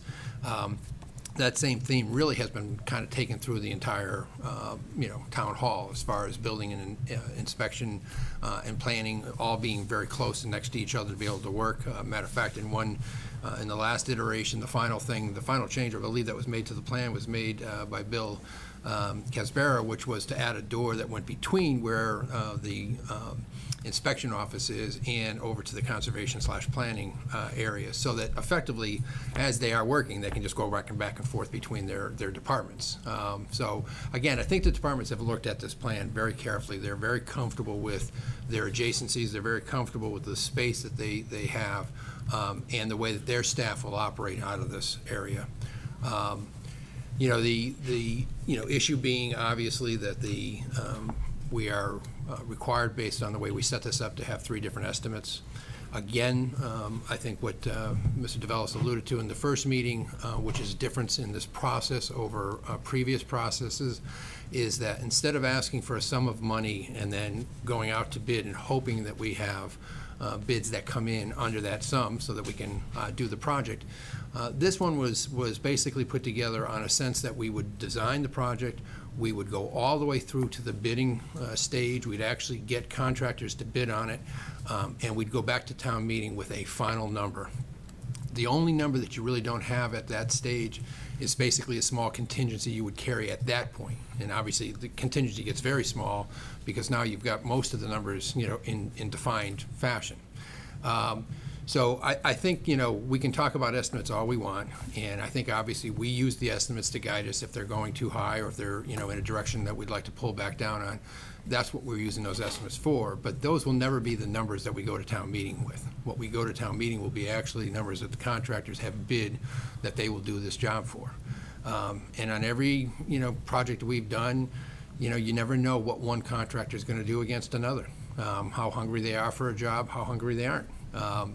We were very fortunate on the high school project, and the time economically was exceptional, and we got a phenomenal contractor that bid very low. We did great on it. Same thing happened on the joint public safety, and ironically, as I said in this last meeting, that only happened with one contractor on the library project, and we just had enough money to effectively hire that contractor to do the project. So again, you can get a dozen contractors, and you might get lucky and get the one that gets you to a number you want to be. The reality is the number will be the number at that point in time. It's not something that, will adjust after town meeting. And as I said, the only contingency you'll be carrying there is the potential for what, potentially we would hit in the ground, but we're not really going much into the ground. So it's not like we're trying to put a full story underground now and have to deal with, significant ledge issues. We're going in to put in, obviously, footers and supports that way. But again, based on the borings we've done, we think we're in pretty good shape. So our contingency number will not be a significant number. Typically at that point, you'd carry a couple percentage points.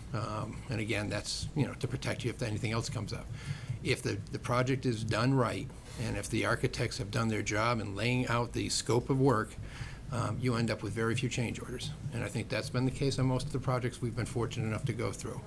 The only change orders that we've had of any significant value have been owner-driven. So, and that's because we had the money to do them. The high school was a good project that, we were able to do more on the school than was originally bid on it, and put the school in a better stead for a longer time. But that was our choice to do as a town, not, an issue that the architect did something right or wrong. Thank you. So right now the phase is DD, design development, where you've had many public meetings amongst yourselves, but you've been to the planning board, you've been through the downtown design review. They've had their input. You've adjusted the plans. They've all signed off on it. Yep. Zoning board is not an issue because there's no variances. Correct. You came in front of us last week. You present the architect some of the big changes where you've got rid of the basement. You took the innovative HVAC system, brought it up top. Some tweaks, but at this point, in order to meet your schedule, you're looking for the selectmen to sign off on the presentation from last week. In effect, I think what we're looking for you is to give us direction in the final note, I think, that was out there. So I don't think that there was any disagreement, or at least I didn't hear any from your side, relative to the fact that we were going to use the heating system we're going to use. Matter of fact, I think Dave Feldman was highly supportive of it and has been using it in projects that his company works on. It's not like it's a mystery piece of equipment. It's a true, piece of equipment that's been well tested and used. The issue really comes down to, so that was able to shrink the building back down by the 2,000 square feet we had to increase to have the larger boiler room facility underneath. But then the other side of it is we took it one step further and said, okay, so if we wanted to push this building even further down, what would those optional spaces be? And that's where we laid out for you the effective 705 additional square feet that could be removed. In doing so, though, we also noted that we felt that there were some concerns. The hallway being reduced, you might feel comfortable with. The building committee did not feel comfortable with it.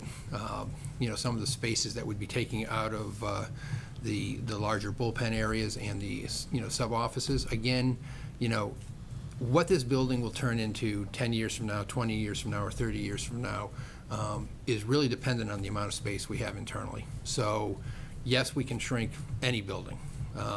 Literally, you could build a single-story, 5,000 square foot building if you want. Is it going to satisfy your needs long term? That's the question you really have to answer. We feel that at this point, the 705 square feet to be remaining into the project is the right thing to do, but that's not our call. That's just our advice to you. And I'm sorry, the 705 square feet represents the hallway width? It represents the hallway. It represents a foot out of the office areas. It represents a foot and a half out of the back main bullpen areas and about 8 inches out of the front office bathroom slash side of it. And again, the concept there is it can be anywhere from, you agree that you shouldn't, should cut the 705, or anywhere from there to 0. So if you say, well, we'd rather keep the hallway, but we don't really care if you cut out the space in the other 2 areas, so be it. We leave 200 square feet, and take out 500. So it's really the direction that you feel that's right for the town for the long run. Yes, there's a dollar factor to it. As I said, if you leave the full 700 feet into it, it's basically 157,000. And so it's anywhere from 0 to 157,000 additional onto this project. That's what brought it up to the 8.3 versus the 8.13, on the current estimates. But again, those are just estimates, and we're not at the DD stage, Jim. We're strictly at the schematic stage. So we're really, I like to call this, we're at the picture stage. All we're really looking at is a picture. The only thing we've defined a little bit further, and it won't get defined, the whole building really doesn't get defined further until we get past schematic design, is that the heating system now we have really kind of honed in on what we're doing. And that's a big piece of the mechanical side, obviously. It has a big impact on it. But we haven't completed, until you really get into the design or the documents that are needed for bidding and building the project, that's when you really start to get the fine details worked out. And I'm comfortable that the schematic design, typically you carry a little bit higher money on that side. That's why our contingency right now is at the 611,000 with contingency and cost escalator. I think, as I said last time, you usually start off at about 10%. When you get to the design documents, usually it drops to about 7.5%. And usually when you get out to bid, in the case where we're doing it the way we're doing it, usually you'll drop to about 2.5% as a contingency. So that contingency keeps moving based on the more information you have and the more accurate your estimates can be.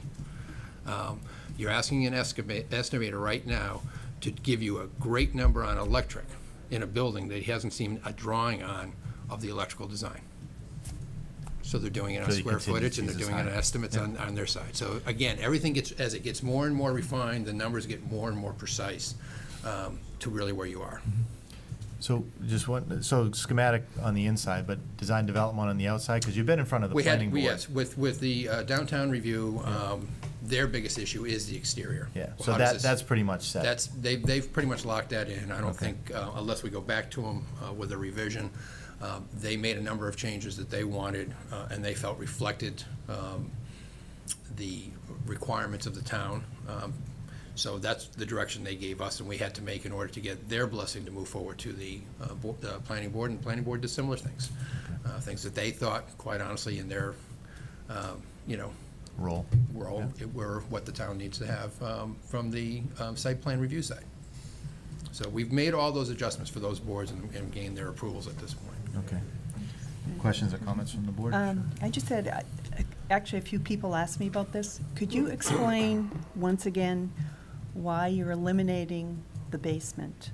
There were people did ask me. I tried to explain from the information I got, but I would like you to do that just to get it. The basement itself, the only way the basement is usable for anything other than mechanical space is if you make it fully accessible with the elevator systems and dual exit systems, okay? Which means it has to grow even more, and the cost has to grow because an elevator that does a 2-story lift versus a 3-story lift has a differential. The fact that you'd have to have 2 means of egress from it means you have additional space requirements to get out of it. And, in our scenario of the way we built this thing, we were basically putting everything else up above. We didn't need room for anything else. We wanted the boiler room, we wanted the hot water heating system rooms, we wanted the sprinkler rooms and the electrical rooms, and that was basically there. The building code allows us to have a basement with the single, means of egress, and, with, as long as you aren't using it for anything else. Once we were able to say that we didn't need it because the new mechanical system did not need that large footprint, it doesn't need the boilers, okay, which is the biggest part of what that lower section was going to be, then we didn't need the basement. We didn't lose anything relative to how it would be used in the future because we didn't have the right to use it for anything other than the mechanicals.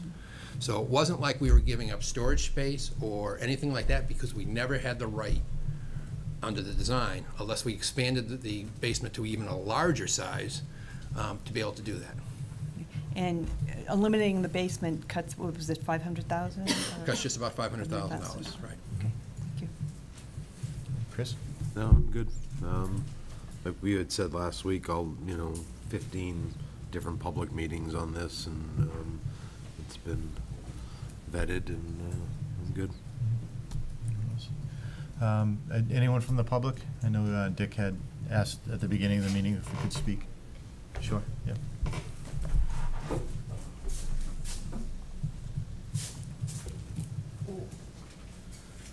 So the only thing I asked Dick, if this really discussion is for the benefit of the board, if this is repetitive from the last meeting, can you just summarize it since we've heard a lot of those numbers and your opinion on that, and if there's anything new, by all means. Basically, what I mentioned to you, it's a lot simpler tonight. Since the Wednesday meeting, I've vented my spleen well enough in the emails to all of you. But I didn't feel it would be necessary to go through that rigmarole again. The other thing was that we got into a lot of detail Wednesday night, which perhaps had some points. However, to repeat all of those details and what have you isn't appropriate this evening. What I'm looking at this evening are basically just 2 issues. They start with the premise, again, of the working group that the program is 15.5, the cost is 7.2, and will be done early September. The early September date is gone anyway, forget that part. But the other 2 pieces are things that I think appropriately need to be discussed more fully. Bill put together an estimate.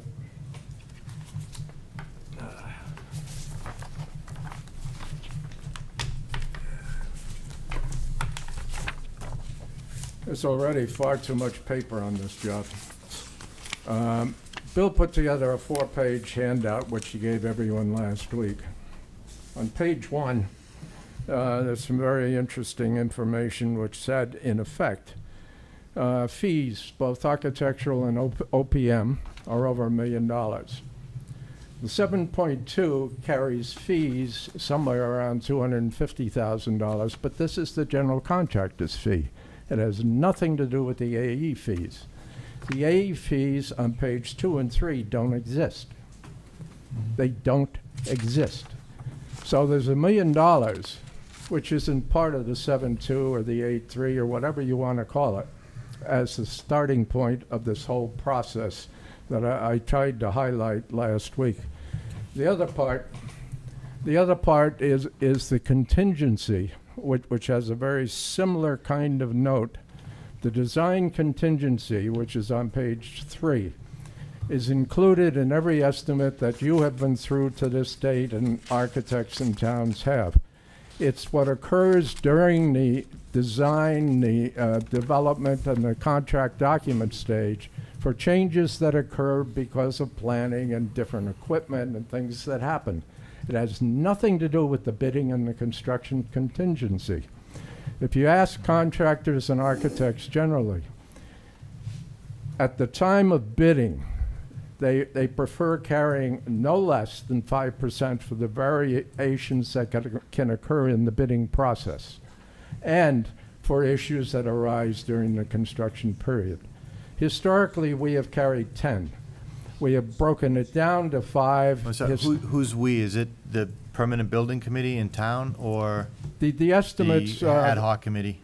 The estimates that I put together and the committee put together for the fire and police carried 10 to begin with. It was cut back to 5 after I left the committee. The high school, I forget what number they had, but the typical arrangement is at this stage of the project you carry 10. Everyone does it. If you look at KBA, they did it. When you get to the bidding process, though, half of the problems that normally occur have been taken care of, and the only thing that the state, the AIA, the Architectural Association talk about is that you need to carry 5% for bidding problems that could occur. Who knows, there may be a brand new union settlement coming up, and you have to cover it, and the contractor doesn't know what he's getting into, so he trips on it. You have to cover that end of it. To get it down to 2.5, you're asking for trouble. The 5% is typical. It's throughout the industry and should be there. 10 is the appropriate number today. 10 on this project is $714,000, not the 4% carried on page 3 of the estimate that was delivered. So you're short already $1.7 million, which is on top of the 7.2. Just the starting point. The furnishings aren't in there. The fees for the furnishings, the fees for the hazmat stuff, the fees for the monitoring of testing of materials are not covered under that 7.2 budget. Let me just give you a handout.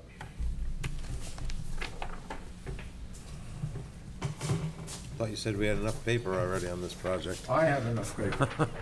Let me just pass this. This is the old handout. Bill has seen it many times. It's from KBA, but what you see the two parts, up at the top and down the bottom. The estimate. You have an answer? You have an answer? There's one. There's plenty there. The estimate that was presented is professional. It's full. There's some problems within it, but the problems are not germane tonight. I can give you examples back and forth. Why is heating a one-item thing in the estimate, but the electrical will go on telling us how many duplex outlets they're going to have and everything else on 5 pages? That's incidental. But the point is, if you look at that sheet I just handed you, you accepted this kind of bid and information in 2011. You accepted it in 2012 and 2013. It was brought up in the working group. All of the estimate sheets that were passed out in the working group followed this format. The format that you're looking at, the 7.2, eliminates everything under owner's costs. They don't exist. Look at the estimate. I've got the 23 pages. None of what is in that bottom part is included. None. And there's no question on that if you look at the sheet that we're talking about. The second part of this is the issue. The issue of the square footage that we're dealing with. Can I just stop you, just so I can gauge where this is going? And I don't want this to go into a back and forth. I've asked many times if you could work and sit with that group, and it doesn't seem to be happening. So if it's coming to this table, all I'm gonna ask is, how many points do you have? That was one. You're gonna say number two. What I'm trying to gauge is giving Bill an opportunity to respond to this, so we don't have to keep going back all the way up to town meeting. Is there more than 2 points? 2 points All right. tonight. Are you prepared to summarize and respond to the 2 points? Well, And the then- first one I have, I don't know what the second one All is right, yet. so. Do the first one first? Yeah, let's do the first one first, so we don't lose track of what the points Okay. are. So where I'm confused with Dick is that the 4-page handout I did for you, the pages, I'm sorry, it's a 3-page estimate section, the last page is the schedule. The pages 2 and 3, the first page takes actually by division cost, the estimator's cost of building the building, and that's effectively what they're expecting the, contractor's cost to be. That's at if we use the smaller version, that's at 6.169 million. It's not at the 7.1. The question on whether, deleting the basement takes off the 449, and then deleting the 705 brings it down to just under $5.6 million as far as the construction cost. The next page is general conditions. General conditions, general requirements, bond insurance, contingency fees. That brings it back up to $7.1 million. These are the fees that I'm being told are not included in my numbers. Then, you go back to the first page, and if you take the first page, the 7.142 million is that section down in the middle bottom where it's $6,921,960 plus the $50,000 for hazmat and plus the $170,000 for demolition. On top of that, we're including the architectural fees and the OPM's fees, as Dick had noted, of over $1 million, and that's what brings us up to 8.164. So I guess I don't understand why they're there, they're in black and white, they're all listed, and again, Dick's relative numbers are right as far as when you add them up, but he's adding from 7 million, those 2 million, instead of from 6 million, where it really is, and moving forward. Thank you. All right, that was the first, and I honestly, I do not want to go back and forth. We've asked you guys to work independently. This is a selectmen's meeting, it's not a working group. You said your point, he responded to it. Can we move to your second point? We can, but I've got to just say one thing if I may. Dick, I only have so much patience here. And with all due respect, this is a selectmen's meeting, not a working group session with the architects, and this has been going on for months, and it's very public, and these numbers have been going back and forth. We don't have the expertise to crunch the numbers. We're relying on our architects, the professional estimators, the permanent building committee, and you're on one side. So I just don't, I'm not gonna allow it to go back and forth tonight. Okay. So second point is perhaps another solution to the whole issue that I've been raising. The second point covers the plans and the charts that LLB has put up. The plans are professionally put together. I have no problem with how they're put together. The charts are accurate. I've changed all of my charts to use their numbers because to scale it is always a problem. And I'm very happy that LLB in their latest pronouncements and reports gave us the full charts with their calculation of the rooms, and I've used them. Okay. The point is, as you go through the plans and the charts and compare them to the discussions that we had, and when I say we, I'm talking about Bill, the working group people, and what have you. We said we cut 22,000 square feet from the program, which dropped it from 17.5 to 15.5. Everyone seemed to agree. We had worked out how and where these deducts would be. The point is, in addition, we have deducted, after the fact, another 1,500 square feet. So we should be down 3,500 square feet. This other 15,000 is for storage, which started at 1,300 and it is now about 800. The mechanical space was listed at 650 or 800 square feet. It's now 190, whatever. You know, I can go all the way down the list. But compensating on the other side is, and we mentioned this last week, the stair halls went up 1,000 square feet from the KBA plan. Instead of 400 square feet, they're now 1,400 square feet. This is not workable space. This is convenient space. It's nice space to have. But do we need that 1,000 feet when we're adding and subtracting and going through the process? When we got into this, first of all, with the KBA plan, they came in with 17.5. We demonstrated that that plan could be cut by 2,000 square feet. No one wanted to listen to it. We came to town meeting and AdCom with the 8.6 million. It was voted down, voted down, voted down. The process we're looking at today, in my opinion, could use what we know in the industry as a charrette. You know, Jack can fill you in on what a charrette means. Jim, you may have been involved in.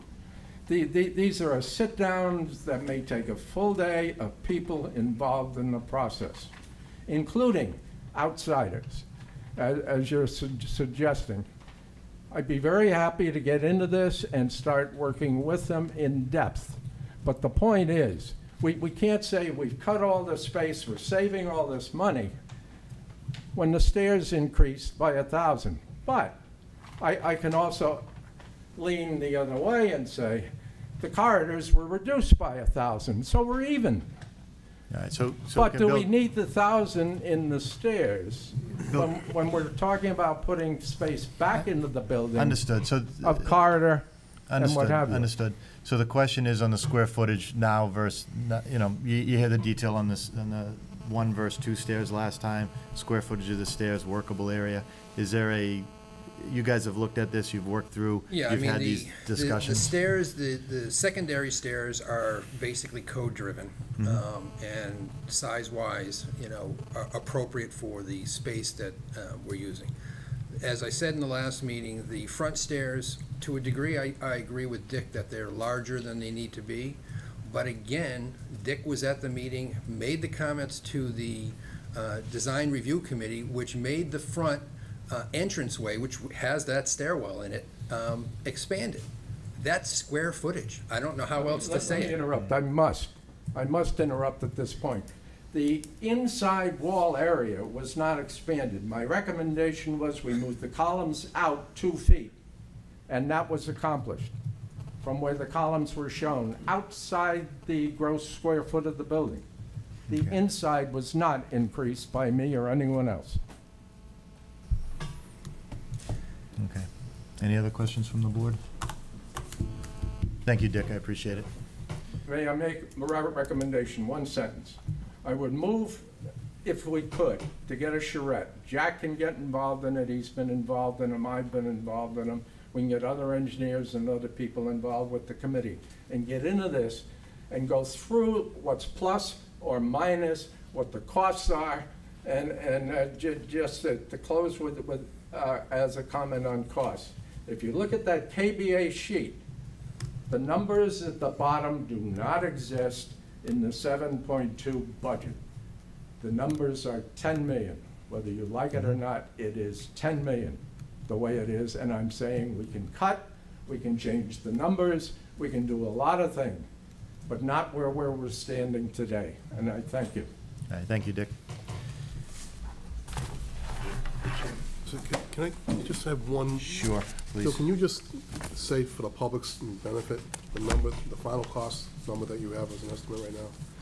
Because with all due respect to Dick's comments, the $10 million is a number that he's estimating. The number that's been officially discussed with this committee is what? If it's inclusive of the 705 feet, it's $8,321,750. If it's exclusive of that, it's $8,164,281. Okay. Yeah, I just want, that's the official number that we are estimating at this point. And I think it's important to note that that's not the final number. Correct. We have to be all clear on that point. It's not the final number. It's only an estimate. And the reason why it's so significant is that this project is being done differently than any other project that's done before. We're gonna actually have bids in our hands before we go to town meeting. And that's when the real number will be discussed. Right now, it's only an estimate. And all due respect, Dick, I'm sorry, but that's, has to be said. And I'll say the same thing in all due respect to Dick. The question is, on the interior design, which you've all seen for months now, the layouts you've all seen, you've I'm sure had opportunities to talk to the different department heads as to each of their spaces. Either you believe and agree that the space that has been worked out for each of those areas is what is appropriate for a town hall and for an individual department, or you don't. I mean, it's that plain and simple. Dick doesn't. So I do. So it's two different opinions, and I'm sure as many townspeople as we have, we'll have people on both sides of that feel that, the building size could be bigger, could be smaller. So I think the onus that's on the Board of Selectmen at this point in time is, what is your comfort level with the size of this building for what you're trying to accomplish for the long term of the town? And is it important that you drop 500 square feet? Is it important that you drop 1,000 square feet? Is it important that you gain 500 square feet? Those are the decisions that you really have to make. The building committee is only charged with taking it and then pushing this to whatever the town has told us to do. So, taking all that into consideration, and to Dick's point, the process of the design charrette, of having sit-down meetings where you can look at bubble diagrams and square footage and needs and file cabinets opening and closing and moving around, having a base discussion on that, having design professionals, licensed architects, professional cost estimators. Please tell me that's all been done before you came to this table. Of course that's been done. That's how we got to where we are. All right, I just, when I'm saying let's have that discussion, I guess my point is, this has been going on week after month with people that have done this before, as volunteers in the town, have worked on other public projects. The town has spent, through town meeting, what they call soft costs to hire, you guys are all nice, but you're volunteers. We've hired professional architects, cost estimators, MEPs, folks to get to this point. All that stuff's been done. You're coming to us saying, we need decision on, here's a project, these two little things, two or three. And not to belittle the points, but, the MEP stuff going from the basement up top is a big savings. If we can do it with the, innovative technology and we don't need the heaters, that's a great thing. Things that I heard last time, do we want to put a petition in the selectmen's room to divide it off? If we screw up that decision tonight, you can retrofit it. It's not a make or a break. Can we add another 1.5 feet on the hallways after it's built? No. So those are the decisions you're looking now.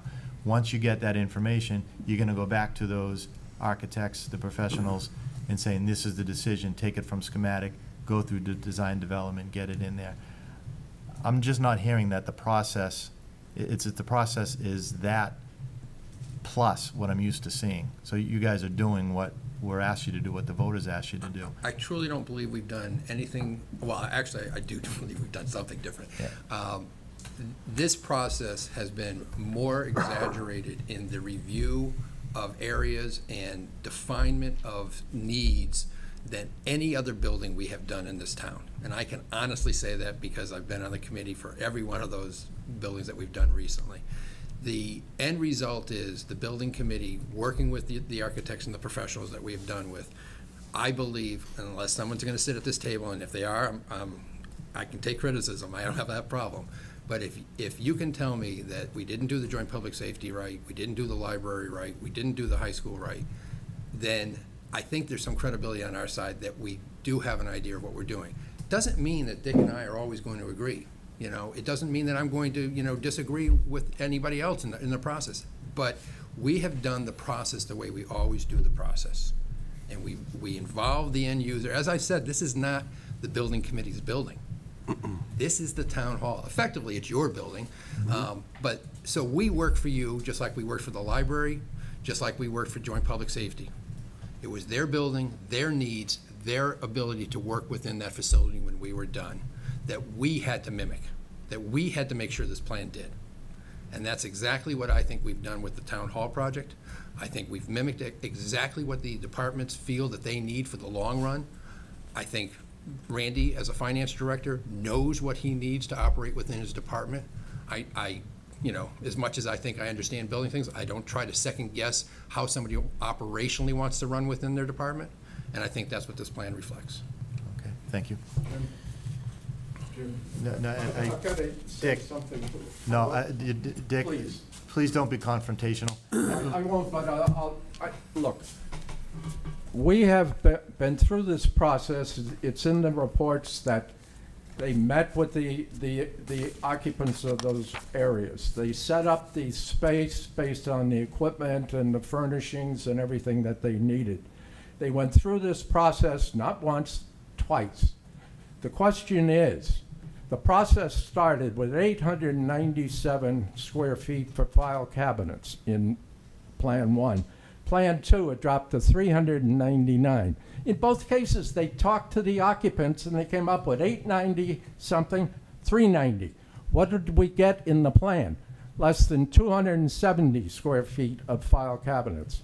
This is the same kind of problem. We've lost all of the archival storage that was required, the vault that was required. Why did we lose them if it was so important that they had to be in the program and in the building? Okay. That's the point. It's a process. From the beginning to the end, it's gonna evolve. You know, I know one thing that's changing.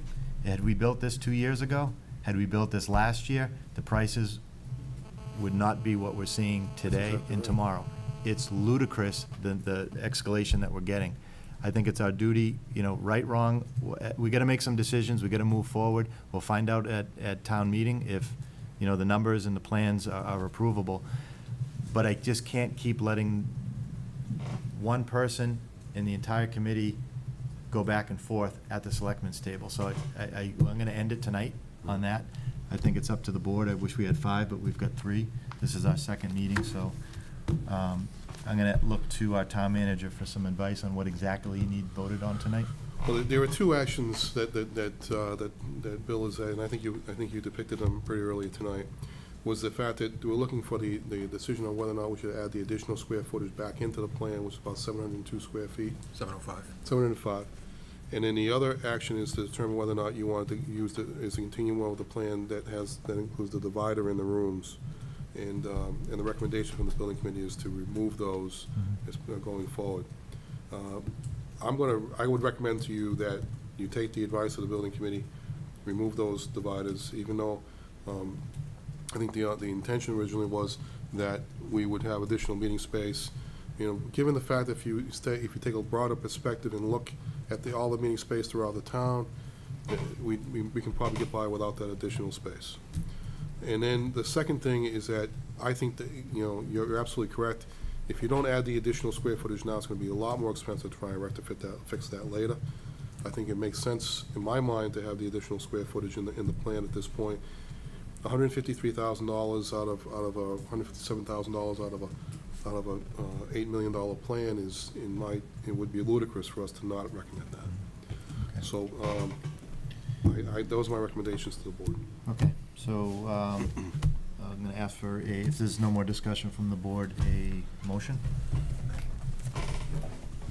Can we just make the motion on the 8.3 and the 16,600 square feet, or do we have to do the divider separately?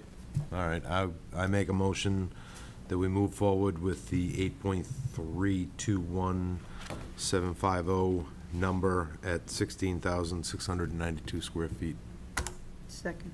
Okay, motion made, seconded. Further discussion? That includes the 7, putting back the 7. Yes, the 703. And eliminating the divider. Okay, can you say that number again, 16? 16,692 square feet. The cost is $8,321,750 estimated. The divider will be a separate vote. Yep. Okay. Taking the dividers out. Okay. Yeah. Any further? So this vote just includes the 705 feet? Right, correct. But it also the dividers are out of this, in this number. That also, yeah, that's So what. you would take the, So basically, I don't think I like the fact that you're, I'm sorry. you take the price out, you're better off to just do the square footage. I think yes, exactly. Right. I think you're better off doing the square footage. The price, because this is an estimate at this point in time. And again, what's happened to us in the past is every time we put out an estimate and you vote on this number, the next thing that's gonna come back is if this goes up 50 cents, is that, well, we didn't go in the number that you voted. So the square footage has the Right. The divider correct, out of it. recommended widths. Right. Yeah, okay. And then, and to that point, if you did it that way, then I would just say, and that you agree not to, that you don't want the Square divider. footage stays the same, but the Right. cost will go up with the Right. divider. Okay. So you want to amend your motion? Yeah, I would like to amend the motion. I'm sorry, just to do correct, the motion was made, seconded. To withdraw. Withdraw the emotion. Withdraw motion. my original motion. Yep. Motion made to withdraw it, seconded to Second to withdraw it. withdraw. Further discussion? None. All those in favor of withdrawing? Aye. Do a new motion? Make a motion that we approve the 16,692 square foot town hall building. Motion made, seconded. Second. Discussion on that motion? No. Seeing none. All those in favor? Aye. Motion carries 3-0. And just as a closing, thank you guys. I mean, you're volunteers. I'm sure it's not going to be the end of being second guest. Welcome to the club. But thank you. I know you've got, you know, I'm looking at Mr. O'Leary, who has come out of retirement. And all you guys, you volunteer. You're doing what you think is the best, and we're backing you on it. I hope we're not all let down. Again, I'm very nervous about the economy if it goes on. No, I shouldn't say the economy, escalating prices. On that same vein, Dick, I know you've put your time in as volunteer. The passion and the time that you have spent on this, believe me, it's appreciated. We disagree on some things. Thank you for doing what you do, and we'll see where this comes in. You know, and good luck on the next phase to get up to the construction documents and the bidding. So. Good. We'll talk. Okay, We'll thank you. talk. Thanks Thank a you, lot, guys. everybody. All right, so the next on the agenda is the special town meeting in fall warrant articles. I think we had 2 before, we're up to 6. Can we just go through those? And I guess, well, that's the 2 that were on there before was the home rule petition for the child abuse training. That's sponsored by the Board of Selectmen. I don't think there's anything new on that. Nothing new at this point. And then the other one was the town hall project, which we just talked about. And I guess the only other thing is, once they go through the process, the date, which we don't know yet. Right. And so there appeared 4 more. Or what- The abandoned Liberty Place Mhm. is That's part of the town hall. That's part of the town hall part of the project. town hall project. Is the Board of Selectmen sponsoring it? I think you have to. Yeah, it's Yeah. a, right now it's a public road, right? Right. Is it, so with the site plan, it goes over it, and we'd Right. have to discontinue that. And just so when you discontinue it, that square footage would become part of the site plan? Yes. Square footage? So there'd be lot changes, there'd be a Form A to be There'll be a added to Form A it? that will have to be approved by the planning board following, once it gets abandoned, it gets submitted to the planning board, they'll recreate the Form A. Okay, so getting back to what was discussed, this already went through site plan approval, the planning board approved the site plan. Right. Obviously, it doesn't meet zoning requirements if we're over a right-of-way, so that's all Right. contingent upon the right-of-way going away. Right. So it shouldn't be a very controversial. No. Right. And the sewer capacity? That's for, that's placeholder, isn't it, for a sewer article where we give you the addresses and the selling of Oh, anyone who wants to Oh, anyone come wants to onto, come onto connect the, in. come onto Okay. this, is connecting That's to the water and system. sewer yes. is the sponsor? And then liquor license requests? We're not certain what the scope Yeah. of this one is, Okay. but given that Foxfield Plaza and, you know, any other additional licenses needed. Foxfield Plaza is submitted something for your September 8th agenda, which they'll be asking for a couple additional licenses for that project, for some pad sites. And I know it's not on tonight's agenda, but we don't physically have liquor licenses to give, or are they looking for? Additional. They're looking for, these are for additional over and above what we currently have. Okay, so it's not the ones that are there being moved around? No, that's right. Okay. The thing with the liquor license requests is this was a project that Sharon and I were gonna be working on. Correct. Figuring we would have an economic development, figuring at this stage, we would have a pretty good idea of, basically, it would be liquor licenses for the nodes. Right. And Foxville Plaza is the first node that has come up. So, you know, come if they've, but they've Yeah. asked for it, so Right. at least that's a base. Now, Yeah. whether Right. we add additional ones, For you the know, city additional downtown- requests like downtown area. downtown Could be a or something. possibility, right. But do you have an idea of when this Economic Development Committee? We have it's- we're scheduling a meeting in September, Okay. so, So can that be one of the first priorities that? Sure. That we look at, just, you know, just so we won't have rushed right. warrant article? Yeah, the reason I'm hoping to September, because it's just a tough month to get people together during this month of Right. August, so.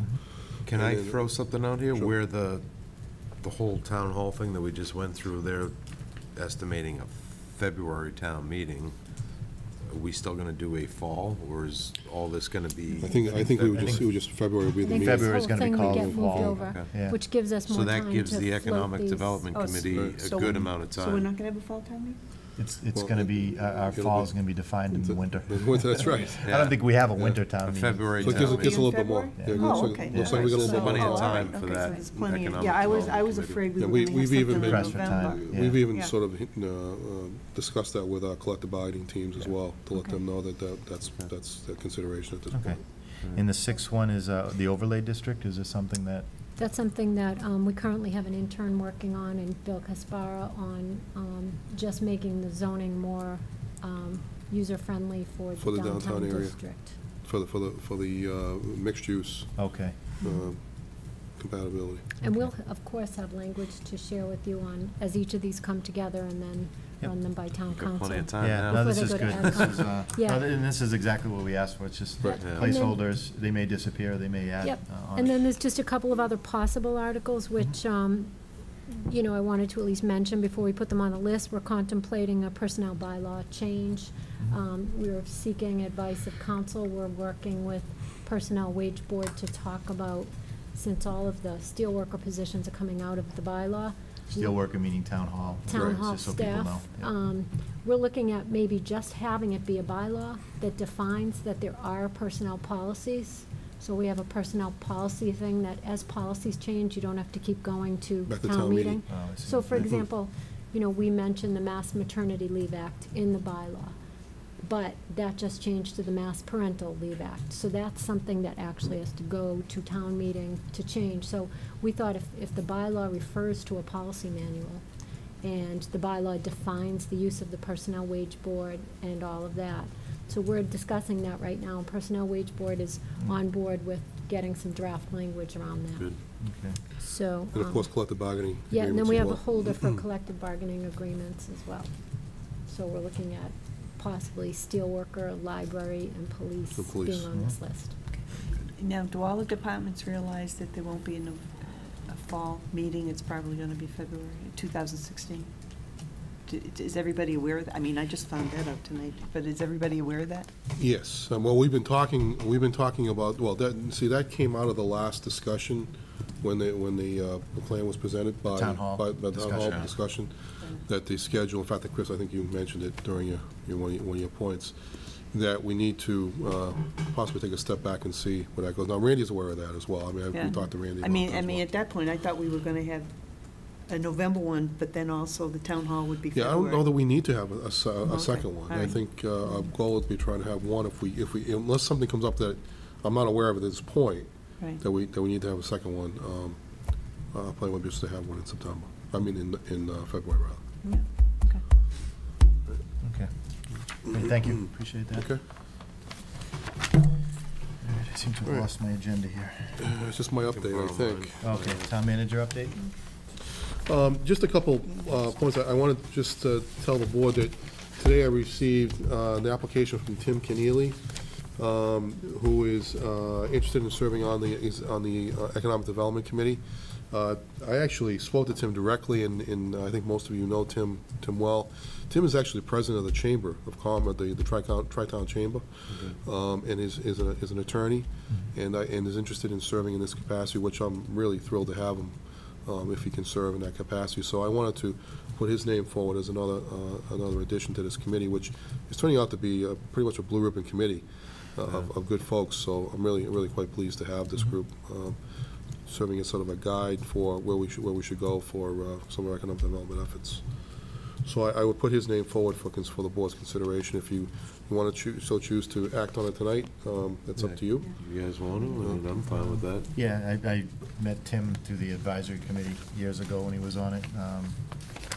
He's the only downside is I saw his wife at the playground, and she said if he's on one more committee, they're divorced. so I think we don't want that. I think we go quick before she finds out about this. That's what those wives always say. Well, plenty of work for him to do if that happens. I'm not joking. She was no, and he's been in front of us before. I know when we were doing the tax incentive, the TIF project, he came with the Chamber of Commerce for the Foxborough company, and he's up to speed with everything that's going on in town. I think he'd be a great candidate. And to his credit, I think he wants to get some experience in this area, and I think he would be really helpful to us in this area as well, given his level of expertise. And just as an update, at the last meeting, I asked if I could talk to the Rotary, the Lions at their next meetings in the Chamber.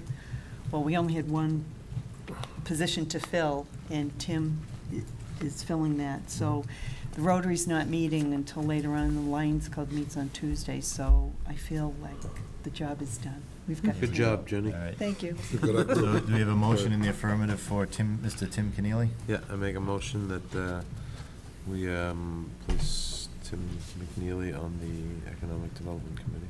Second. Okay. More discussion? All those in favor of Tim Keneally? The motion carries 3-0. Thank you. And then just a brief note. I mean, we're all in the summer months, and so we're working really hard to address a lot of internal issues that that we know we need to catch up on before we get ready for the spring, for the fall push towards this fiscal cycle that we're in.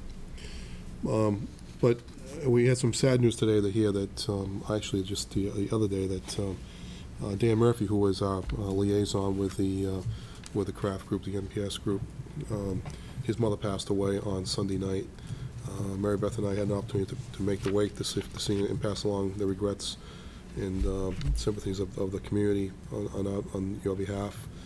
I know he was really very appreciative of the fact that we took the time to go up there, but we feel very badly for him. Obviously, this was a very sudden thing that happened to him, and we feel badly for him and his family, and we send our deepest sympathies and regrets to his family for that at this time. Yeah, and I appreciate you guys going and representing the town. Yeah. And a lot of times we have these adversarial positions on different items, but Dan is a resident. Yeah, absolutely. His wife is very involved in town. His kids go to the schools, they play the sports. So you look at Dan Murphy as the representative of the craft, but he's also a neighbor and a friend to a lot of people. So our condolences go out to his family. Right. And just I might add that while we don't always agree, we never want to be disagreeable, and I think that I view Dan as a friend in many ways. Just beyond the role that he's in, and I think that nobody wants to go through a difficult time like that, knowing that that the people that you work with have whole personal regrets towards you in that way. So I want him to. It was very important for us to show his support in this situation where it's a very difficult time for him and his family, and so it's very, very difficult to have to do that, but we appreciate the opportunity to have done it. And so that's all I had for this evening. Anything else that the board, any questions or issues the board wanted to raise? Just when we were going through, reviewing the notes, the meeting notes, I forget what month it was, what meeting it was, but it was early in the year before the election, and there were two things that we were going to review. One was the parking lot, the satellite parking lots, and I was going to do that with Chief O'Leary, and I did. Yep. And the other issue was the liquor regulations. Yep. And Lorraine was going to do that with Chief O'Leary. That was before me. Okay. So I looked up the liquor regulations, and they have not, we never did meet and go over them, and the last time they were revised was in 2012. And the only reason I'm bringing this up is when Dave DeLuca was here, when we were reviewing the violations, the possibilities we had violations, one of the possibilities is you could change the times of operation. And he said you can't do that without a hearing because that's a license. So that has to be changed. We also thought that we would hold, like bartenders or something, criminally liable. And that's not mentioned in there. And I think in the liquor law, it should say, you know, if it's a violation, possibly you could be held for criminal violations. So, and I think we were going to review them anyway. Okay. So I think it's about time if we could do Well, that. Maybe have like, you know, the people who had been involved before. I know Dave Brown was involved in it before. I know it was Lorraine, Dave Brown, Chief O'Leary, and I don't know if anybody else was. I don't know if, was Sandra involved? I don't know, was Sandra involved in that? I don't think so. Oh, okay. She could have been. But anyway, if we could do that, I think just to make a couple of, and then run it by Dave DeLuca too, Sure. because since then he's been our liquor council now. Right. You know. Just so we maybe pull a subcommittee of Yeah. folks together. I mean, I don't mind. Okay. I don't mind doing it if you know. Okay. So, To liaise from the board. Yeah. And then the other one, the other item you just said was the parking lots? Well, Is we that did just- that. We that's did That's that. done. Yeah, Okay. That's done, done. yeah. Good, all right, thank you. All right. All right, so we have a bunch of action items to go through. Alrighty. The first one is the planning board accepting a gift for the Sharon Watson Memorial Fund. So I make a motion, we approve the gift from JBC Realty LLC to the Sharon Watson Memorial Fund in the amount of $500 with gratitude. Second. And just quickly on the discussion on that, I had a discussion with Bill Greeter. They were looking to have a meeting Friday, maybe with Bill Caspara, Bill Greeter, Tracy Metivier. Metivier, sorry. Yeah. Sorry, I'm still working on that new name. You know, so it's certainly not forgotten, so I don't want people to be making donations saying it's Yep. stagnant. It's definitely moving forward. Right. You got the bids. So very, very grateful people are still doing it, and hopefully regroup Yep. and get some updates soon. You want to keep moving on it? Yep. So I'm sorry, motion made, seconded, further discussion? All those in favor? Aye. Motion carries. All right, number 2 is Recreation Department. I'd like to make a motion that we accept the gift donation from the Moms Club of Foxborough to be used for recreational needs in the amount of $100 with gratitude. Second. Motion made, seconded, further discussion? All those in favor? Aye. Another, number 3 is also recreation. Make a motion, we accept the gift donation from Melissa and Jeffrey Campbell to be used for recreational needs in the amount of $100 with gratitude. Thank you. Second. Okay, motion made, seconded, further discussion on that? All those in favor? Aye. Motion carries. Number 4 is from Amy Spognardi. It's for a block party application on 22 Eastman Ave on August 29th between 3 p.m. and 8 p.m. with a rain date of 8:30 and 8:15. So I'd like to make a motion to approve that block party application. Second. And just under discussion that was reviewed by police. Oh, I'm sorry, Bill, so you, August 9th. Okay, so there's a letter in here from today, right? Yep. Okay, so that's in anticipation of the vote. Yes. I'm always leery about closing off roads without the police and the fire, but that's Right. in the process as well. Yep. Yeah, and they've done this before. Yep. So, Okay. Okay, all right, motion made. Any further discussion? All those in favor? Aye. Aye. Motion carries. All right, number 5 is the planning board. I'd like to make a motion, we accept a gift donation from Wycart Realtors and Briarwood Realty Estate for the Sharon Wasson Pavilion Gift Fund in the amount of $150 with gratitude. Second. Further discussion? Yeah, do we have a total yet on how the funding is for? We're gonna get it on Friday. Okay. From All right. Tracy, we'll get an idea where we're at. That's good. Okay. All those in favor? Aye. Motion carries. All right, number 6 is also the planning board, and I make a motion we accept the gift donation from Briarwood Construction with gratitude in the amount of $150. Second. Motion made, seconded. Further discussion on that? All those in favor? Aye. Motion carries. Next one, number 7, is Recreation Department. I make a motion to accept the donation for scholarship funds in the amount of $395 with gratitude from NPP Development, CBS Scene. Okay, motion made, seconded. Second. Okay. Just quickly under further discussion, this, people might not realize, what this relates to is the, I think it's the 4th year that they've done the mother-son dodgeball tournament. Oh, yeah. So it's adding up, the donations, not only the use of the stadium, but also the donations. Deb Giardino was planning on coming tonight but couldn't, but wanted to say a special thank you, and I think so she's gonna come in at one of the other meetings just to kind of recognize the, I guess, a craft organization for making the donation year after year. Great. So that'll be on one of our upcoming agendas. Yep. A motion made, all those in favor? Aye. Number 8 is an appointment to the Audit Committee of Brian P. Walton with a term expiring 7/1/18. So I would like to make a motion that we appoint Brian P. Walton to the Audit Committee. Second. Motion made, seconded, discussion. All those in favor? Aye. Jake and Joe's. Right, Jake and Joe's, this is for early openings due to the Patriots home game, so I would make a motion, we accept the Sunday early openings of 11 a.m. during all Patriot home games with the dates 9/27, 10/25, 11/6, 12/6, 12/20, and dates may change due to flexible schedule of the Patriots. Second.